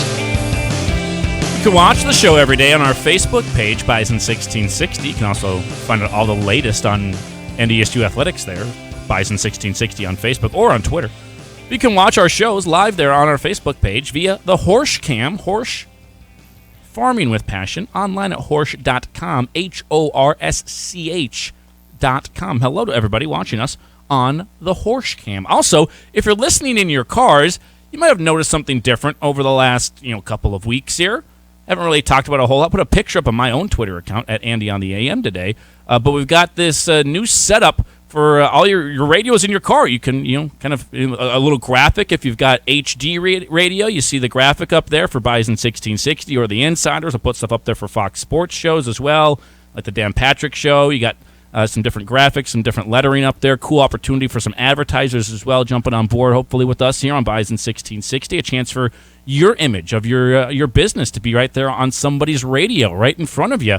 Nice little graphic that is on all those HD radios that are popping up everywhere, popping up like daisies, Rob. I had a genius idea that wasn't so genius because as I fired it off to our COO, right when I was firing it off, right before I fired it off to her, I put another sentence that said, actually, this will be distracted driving. Because I was typing the email, I was like, oh, this would be really cool to have a QR code here. And I was like, no, it wouldn't, because you don't want people on their phones scanning QR codes. Yep, because you can put a little graphic up there and it'd be the perfect size for a QR code, but you can't because distracted driving. But it is great for businesses, though, because you can advertise, get your name up there, and just it's exciting to see all this new technology with radio and how it works. It's been great, and we're on the forefront of it right here at Radio FM Media. Absolutely, on the forefront there, so partner with us there, and you can get that graphic up on the HD radios. Also, different word and text that is also on the radios, too. You can see that if you're looking on your radio in your car on really 1660 AM as well and 92.7 FM, and those aren't the HD channels, but you can still see it there as well, the text options as well that we've got there for you. Kind of a fun addition to what we have. And during sporting events, too, we have ways to maybe possibly put the score up there for you as well when you get back to football season. Kind of try and keep you updated. If you're tuning in the middle of a quarter or something, you can see the score and tell, obviously, Rob and the great crew, you mentioned the score, but not going to be constant every single second. So if you come in, you don't know what the score is, it'll be right there on your radio for you. Yeah, and if you're in your car right now, you probably will see the mug of Andy and I. We're going to get Micah in on that mug eventually, get Micah's photo up there. I don't know, though. Radios may not be able to handle that yet. I'm not that pretty. Yeah, you got to sit down first. Yeah, you need to sit down. Hasn't sat down the whole show. Been impressed. Thank you. Mental toughness. That's very impressive for you. You know what's not impressive from you, though, is your parlay accuracy. You're a big parlay guy. You talk about this all the time. You got the overs and the unders, the spreads, the player props, and all this stuff. Have you hit a single parlay this season? Yes, I did. You I just hit the one. I just hit one this last divisional round. Mm-hmm. I hit it on the Sunday games. Okay. So a 2-leg parlay. Just a 2-leg, yeah. So you got to get 2 right. You didn't hit any during the regular season. But I was doing all like 14 or 13 games every single week. That's hard to do. It is. It's very difficult. But I found your new hero, and his name is Cameron Craig. He turned $5 into just shy of $73,000. $72,795. What you got on a $5 bet. On a 4-leg parlay, I only needed 4 things to happen. They were very improbable to have happen, obviously, to get that kind of a payout. But he went all first touchdown scorers in the last round of the playoffs in those 4 games last week. He said first touchdown in the Chiefs-Jaguars game going to be Travis Kelce. First touchdown in the Giants-Eagles game going to go to Dallas Goedert. Went with Jamar Chase for the Bengals-Bills game. And it all came down to Dalton Schultz, the tight end of the Dallas Cowboys. They were on like the 3-yard line. Zeke was in the game. We all thought this is going to Zeke. It's going right to him. Fake the handoff. Dalton Schultz blocks, and then he shucks the block to the side, rolls out to the flat, wide open. Easy walk-in touchdown for one Dalton Schultz, and just shy of $73,000. What were the odds of that happening? Not very good, which is why a $5 bet was going to get you $73,000. It's got to be 1 in... Oh, I can't do the math in my head. I can't do the math. It's way too much for us. 1 and way too much. Yeah. The cash out option, so after you had the first 3 right, 3 of the 4... It'd be about 1 in 15,000. That's about what it is, right? Sure. It gives you a cash out option when you get the first 3 right. It's like, well, you can cash out now. You might not get... If the last one doesn't happen, you get nothing. Was it a few $100? It was $1,390. I would have took it. You would have turning 5 into over 1,000. Oh, it's amazing. I take it. I'm taking the win. Even if it would hurt me if I hit it, I'm still coming out on top somewhat. Well, yes, it does feel like though that number should have been higher. If I hit this, I'm getting one thing. All that happens is one guy catches a touchdown. I'd get $72,000. The cash out is 1.3. Hey, you get lowballed. Yeah. I thought that was definitely... It should have been... Like, if I'm... I believe this was like a FanDuel or a DraftKings or some site like that. If I'm one of those sites and I'm trying to save myself from losing the 73, up that thing to like 7. If it goes up to $7,000 cash out, absolutely, 100%. You don't even get a hesitation. But I feel like there's a little bit of a disrespect. Like, is that a low ball? You lowballing me on the cash out option? And then you ride with it, and he hit it. I'm sure there's just a macro. Maybe I should get in contact with him. I'm like, hey, here's my money. Spend it wisely. Yeah. How about you go put this on something else for me? I want to be that guy where I could post it on social media and be like, hey, look what I did right here, turning $1 or $5 into something like 10,000. I want to be one of those stories someday. Yeah. There you go. He's your new hero, Cameron Craig, your guy to follow. Do you know where he's from? I have no idea. Maybe I'll find him. I'll DM him. No clue what's up. Mike Get him on the show. He's very interested in this guy now. Let's try and get him on the show and he can give you some gambling tips. Teach me your ways, Craig. Apparently knows what he's doing out there. Going 3 tight ends was risky. I mean, 3 tight ends, that's a lot to catch the first touchdown, but he nailed it. Good job to him. Oh, I like the Goddard and Kelce picks, but the Dalton Schultz, that one's a risky one. That was the most risky. That one was plus 1,500. Just because very bad odds. The hot hands for Dallas is either CeeDee Lamb, Pollard, Zeke, or even Dak. If they get to the 1, just sneak it. Yeah. So he had Travis Kelce was only plus 600. That was the safest of the 4 bets. Jamar Chase was plus 900. Dallas Goedert plus 1,200, and then Dalton Schultz plus 1,500. And it had to be for the entire game, right? Not just for like the Bengals, not for each individual team. Correct. The first touchdown of the entire game. So you have to get the team right, frankly. You never know. You lose a coin toss. You know, the other team gets the ball first, and they go down and score. It doesn't even matter who it is at that point. You know, you win some coin tosses, and you get a little luck. Obviously, you get a ton of luck that goes into that, but that was a fun win. I thought I'd just rub it in your face a little bit because you never hit a parlay like that. Not yet. Not yet. Not yet. This weekend, you're going to hit a $5 into $73,000 parlay, and then you rub it in my face. And I will not show up. That's totally fine. I don't think that's enough money to just not show up for the rest of your life. But it is somewhat life-changing money. You can pay off a lot of loans and do a lot of good stuff with that stuff. And I know there's going to be taxes on it. I get that kind of stuff too. But I thought it was a fun story to bring up for one Micah Bindi. Take a break. We'll come back. Plenty left to get to. We'll revisit our conversation from the first segment with a new defensive coordinator in place for the Bison. Always having a good time, but never letting it get out of hand. I approach you from the front and kind of like, wow, this dude's pretty serious. Then I walk away and like, he likes to party with 2 R's. You've got the Insiders on Bison 1660. Hey, business owners, you have your banker, you have your insurance guy, but do you have your door guy? Now you do.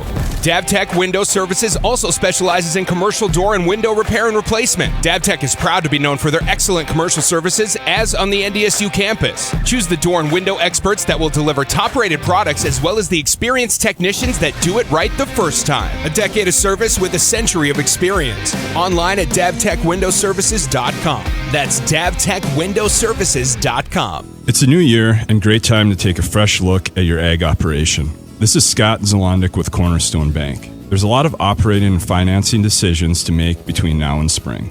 Navigating rising interest rates, inflation, and higher costs requires a specialized approach. At Cornerstone Bank, we're here to help businesses, ag operations, and individuals when they're making important decisions about their money. Come see the experts at Cornerstone Bank and go Bison. Member FDIC, Equal Housing Lender.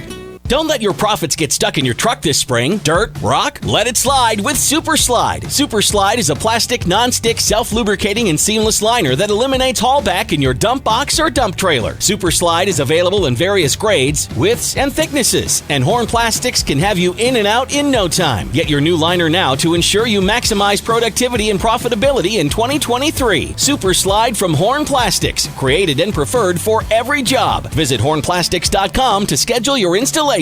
When we are faced with the reality of winter driving, make sure you have peace of mind that your vehicle is running in top condition when you get your service done by the pros at Schumacher Goodyear. Dangerous conditions during the winter is no time to realize your vehicle is in need of repair. Get those repairs done by the best crew, Schumacher Goodyear on 13th Avenue in Fargo. They've been keeping families safe for decades. Maintaining your vehicle is even more important when bad driving conditions arise. Give yourself the edge with top-rated tires and service from Schumacher Goodyear. SchumacherSE.com.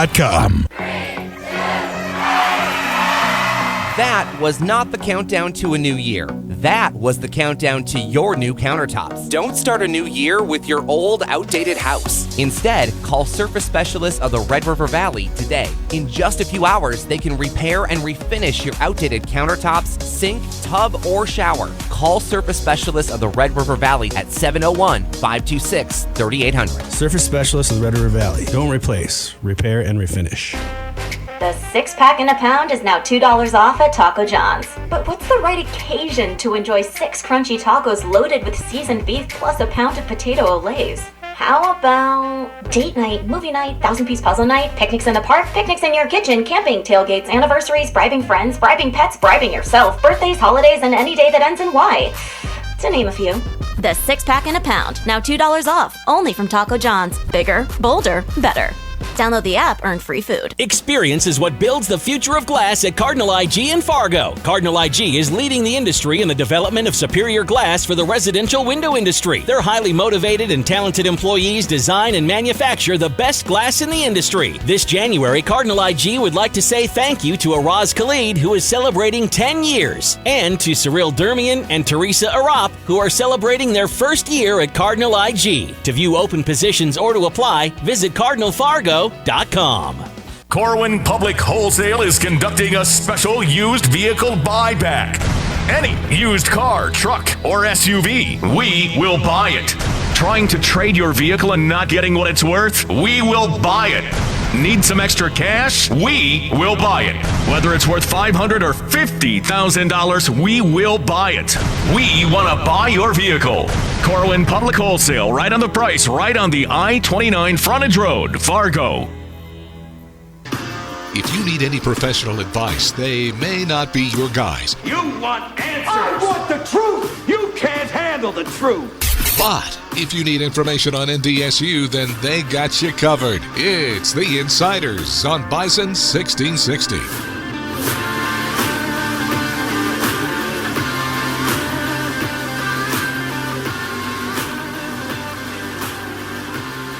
Just past 12:35, creeping up on 12:36. What's it look like outside there, Mike? I was going to give you a quick weather report. Looks clear. Looks clear. Looks Unlike clear. I can't tell the shades down. Unlike Kansas City, I did see it's going to be flurries of snow. So there it goes. Well, now if there's Now it's flurries. the It's a whole different game. Oh, just flurries. Whole Or does it different have to be full blown snow? Just flurries. Just flurries. Wait. So now all this does is make the game for Mahomes from now he's on one leg. It's a peg leg.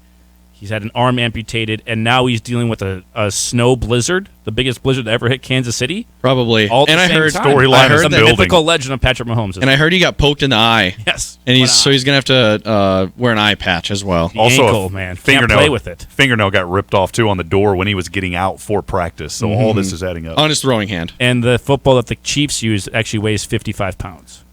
It's harder to throw. It's a weighted ball. There you go. Weighted ball, yeah. Yep. Then that way against the Chiefs. That way the defensive backs can't rip it away from receivers when they catch it. Micah has some support here, by the way. Brady texting in on 701-476-1660 a little bit ago. He said, I'm QB with wins. Micah. So Micah, don't get too excited here, but he says, I'm with Micah. Don't want to build your ego up. Mahomes is better regardless. Let's see if the team the Bengals put together, once they have to pay Burrow and Chase, then we can have that conversation. Poll of the day for tomorrow. Who's the better quarterback? Patrick Mahomes Well, or Joe again, Burrow? it goes back to exactly what I said. Last season, they had Mahomes and Hill, and they still got beat by Burrow. So it didn't even matter. He had his number one receiver. He had his top guy. His top guy has always been Travis Kelce. It was never Tyreek. That's true. That's fair. Top guy's always, but he had that number one receiving option. Not option, receiver. Wide But that receiver. doesn't make them the better team. I think they're a better team this year. There's not as much of a focus just on Tyreek Hill and Travis Kelce. Now the ball is spread around more. They're more diverse on offense. Their offensive numbers are better. And Rob is laughing. I got that diverse you threw in there, Micah. A little inside joke. Okay. Yeah, I knew what that was about. Gotcha. Nobody else does. That's what they do on offense. They're harder to predict now. They don't have to force feed Tyreek Hill. I would agree with you. Tyreek Hill's still an amazing weapon to have, though. And when they had him, Joe Burrow went to Kansas City and still beat him. No, the Bengals did. Not just Joe Burrow didn't do it by Burrow, himself. and he outperformed. Did he play defense Patrick too? Mahomes? I think he was playing two ways. Outperformed Patrick Mahomes. I think he with intercepted Mahomes' last AFC terrible Championship game. offensive line. They put him out at safety instead of Jesse Bates. They put Burrow out on defense, and he got an interception. You know what Burrow beat? Burrow beat all of Chiefs Kingdom yelling at him, making some noise. Beat all of them. That's fine. Every with me. single one of them. And Mahomes had it dead quiet and still couldn't get the win. So that's unfortunate. It's still a big if. And I'm not saying Mahomes ain't still the number one quarterback if they lose.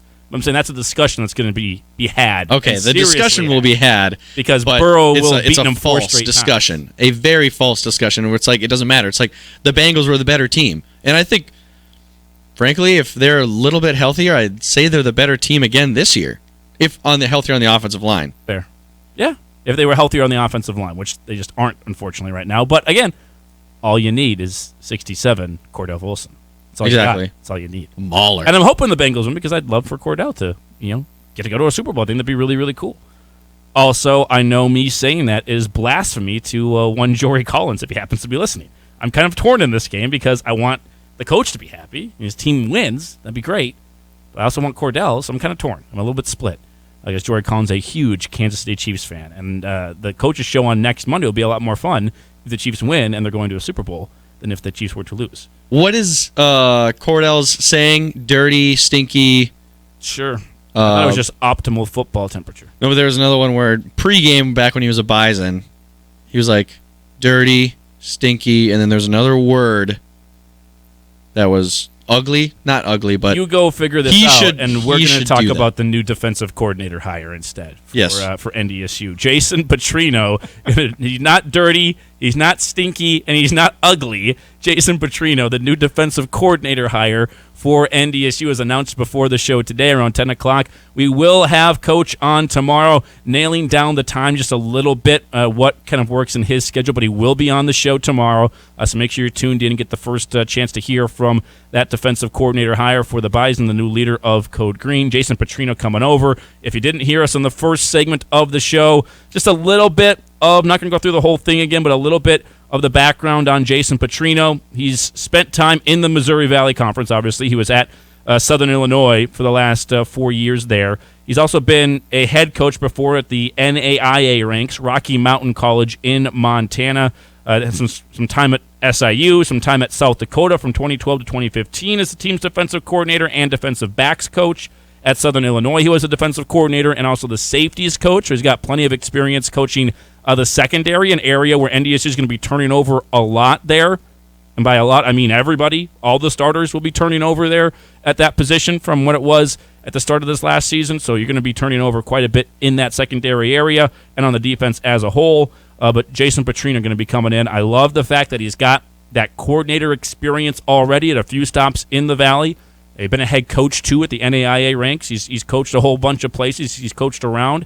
I think the first thing that stood out to most of the fans out there when they see the reports and they see the name is his last name. It's Petrino. Oh, we got Petrino. That's a name that holds some weight, some cachet. He is the cousin of Bobby Petrino, so there is a relationship there. But that stands out to fans out there.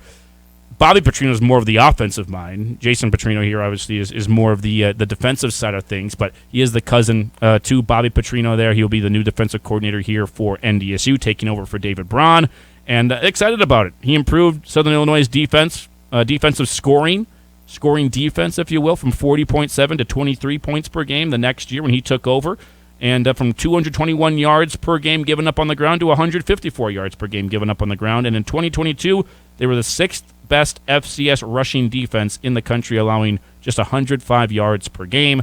That was an area where NDSU probably needs to improve from last year, right? The rushing defense. So I love the hire. Looking forward to talking with him tomorrow, getting to go through his backstory a little bit and hearing more about his plans for Code Green and the Bison defense. Yeah, when he got hired at the Battling Bears that we talked about earlier, and this is just kind of going back a little more backstory about him, talking about his experience utilizing multiple fronts and schemes while coaching both defensive backs and linebackers there. This was also talking because he came from USD to be the head football coach at the Battling Bears there for a while. Rocky Mountain College. And I just like saying Battling. I do too. Battling, because we were talking about it earlier. But this is a guy with a lot of experience as we keep talking about that and just looking to see what he's going to be able to produce, multiple schemes. He said that he's not big on the individual talents, the scheme, and how is that going to work out with this program. And he's got a lot of experience that he's going to bring here to NDSU. Did also coach at Winona State in 2010 as the defensive coordinator and linebackers coach, and he was the defensive back coach at Nebraska Omaha in 2011 as well. So it's been, if you go back through NDSU coaching trees, there's a lot of assistants, coordinators, other coaches in general who got connections to that NSIC, a lot of them.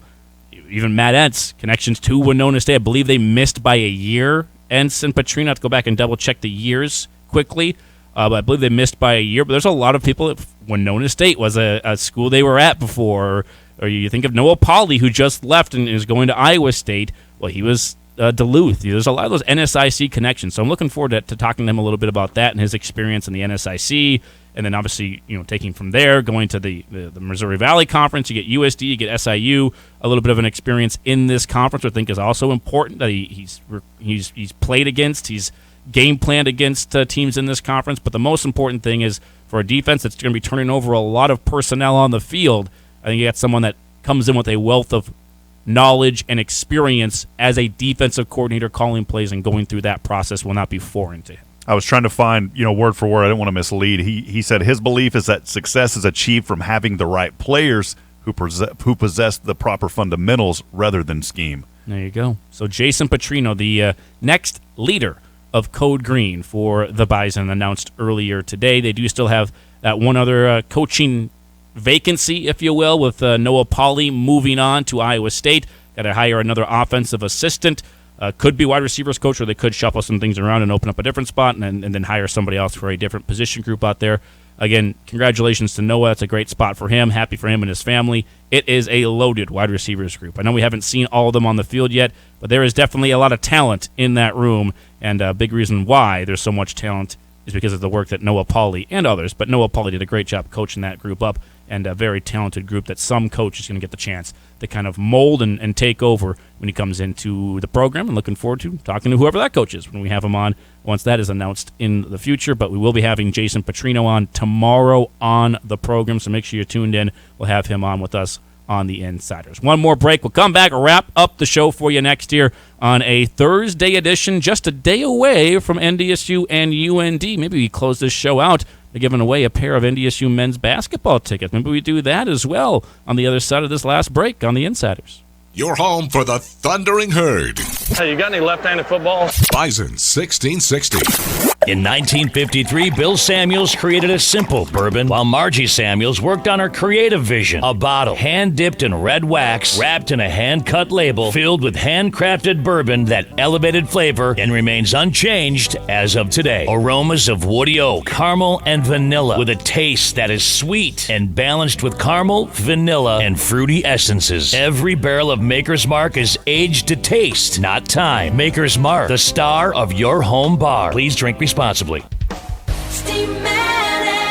We love our pets, yet what they do to our carpet is frightening. Pets go outside and inside many times each day, and their paws carry in things you don't want to think about. Old dogs, sick dogs, excited dogs, they all have accidents. Plus, the pet dander settles in your carpet. Steamatic will clean and sanitize your carpet and do it safely for your pets and family. Call Steamatic today. Steamatic, call 232-4707. Hanson Runsvold Funeral Home proudly supports the Bison and appreciates the commitment each student makes to its success. Whether in the arts or other campus activities, these students are our country's future and deserving of our support. Hanson Runsvold is dedicated to helping families look to the future with hope and remember what we do today shapes our memories for tomorrow. Add the Bison experience and live life to the fullest. Hanson Runsvold Funeral Home, an experienced and caring staff with a distinct attention to detail.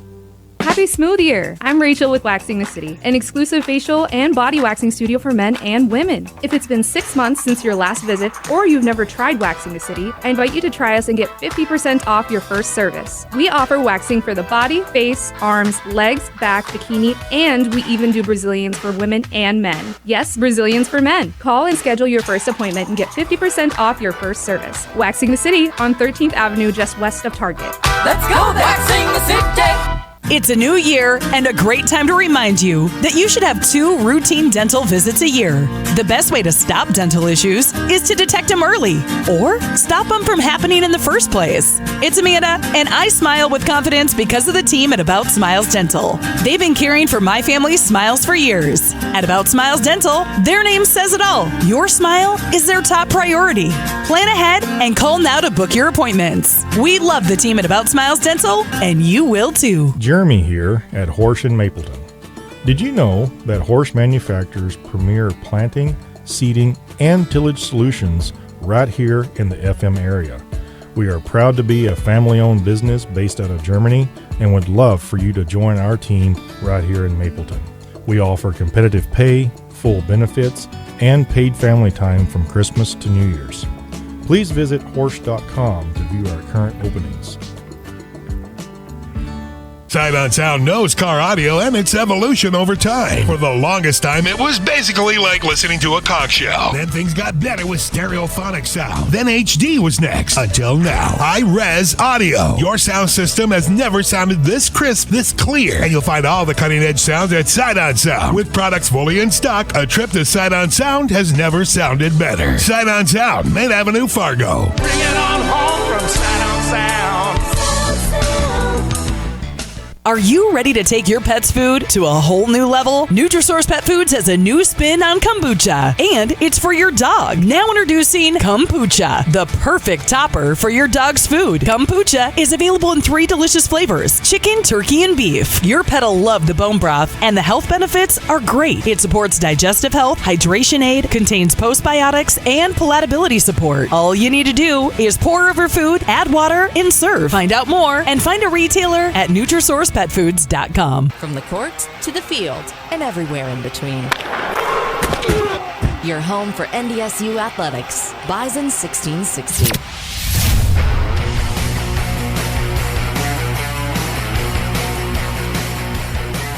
Final segment on the show today. Been a fun one. Appreciate everybody listening along. All the texts in, some of the emails, comments on Facebook, too. Thanks for watching us on that horse cam. Bert says, it's nasty, by the way, when we were talking earlier. And then Dan says, Cordell Volson says, optimal operating temperature. There's your... The other word. Dirty, stinky, nasty. There we go. There you go. Now I get it. I thought you were just saying nasty. It's like, this is a random text message in. It's very random. I was looking all over Twitter to try and find that video because NDSU did have a video of him like pregame, dirty, and all of them. Optimal he says operating temperature. That's the other one. Mm-hmm. That is the other one. And Cordell's great. We hope the very best for him. Looking forward to seeing what Cordell can do this weekend. He's one of the. It sounds like their other starters aren't going to be back for this game either, or they at least they haven't practiced yet this week. Like Jonah Williams is one of them. Lyle Collins, the other tackle. I don't believe they've practiced this week either. So it sounds like the Bengals are going to be going with that same, well, at least at this point of the week, sounds like they're going to be going with that same unit that got them the win against Buffalo, which is, I mean, something. You got some confidence because you got the win against Buffalo and you kind of manhandled them, but nice for them to get one of those three injured offensive linemen back for this game against a very good Chiefs defensive line.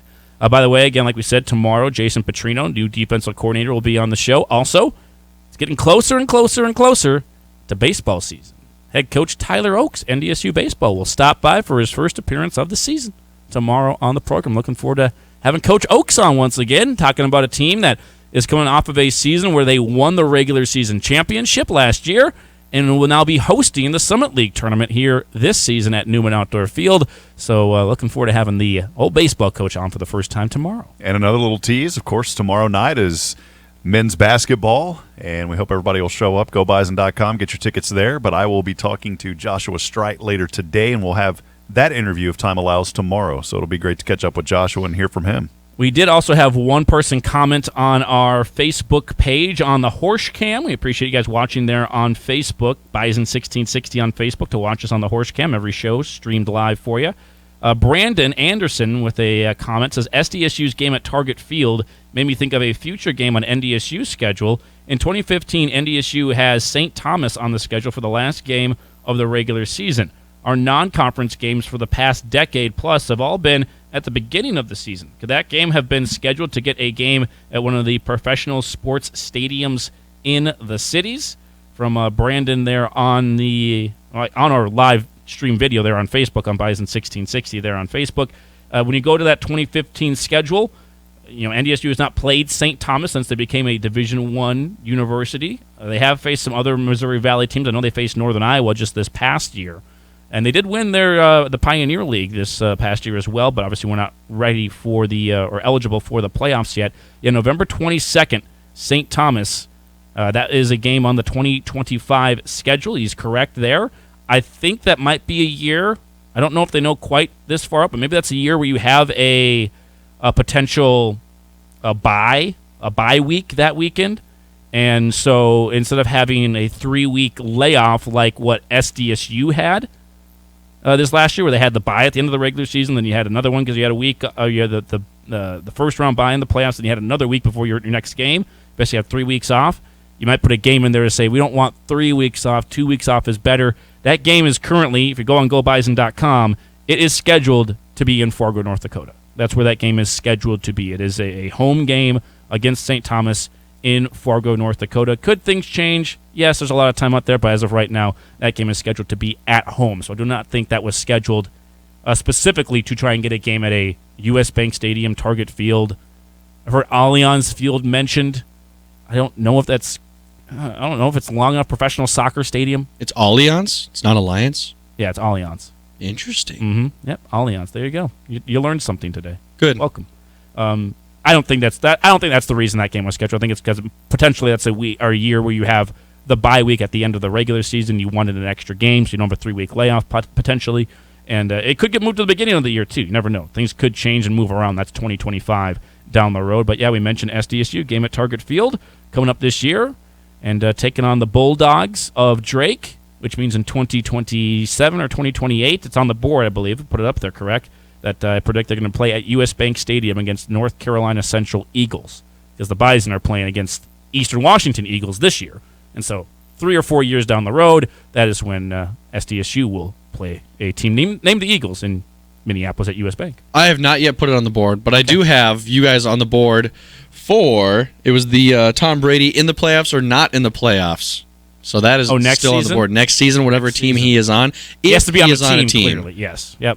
You can't retire. Then then it is void. Is void. Yep. But I think he's going to be in, and Rob's convinced it's over for Tom Brady. Tom Brady. He's called the end, and he's not going to make the playoffs. No, wherever he lands, they will not make the playoffs. So that's what's going to happen with the old Brady. Old Tom. What if he goes to the Cowboys? Are they not making the playoffs? Definitely not making the playoffs. Oh man, that might ruin him.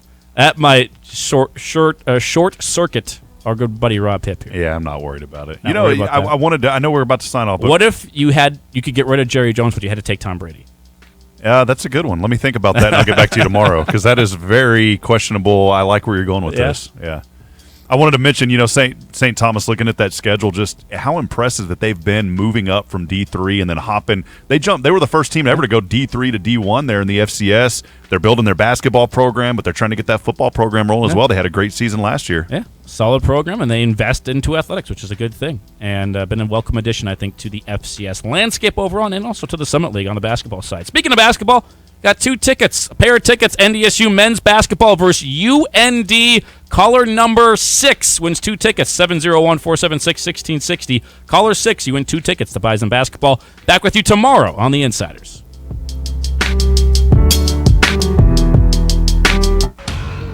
Hi, I'm Grant Nelson, NDSU Bison basketball player. Whether it's playing basketball or driving in my car, I want to do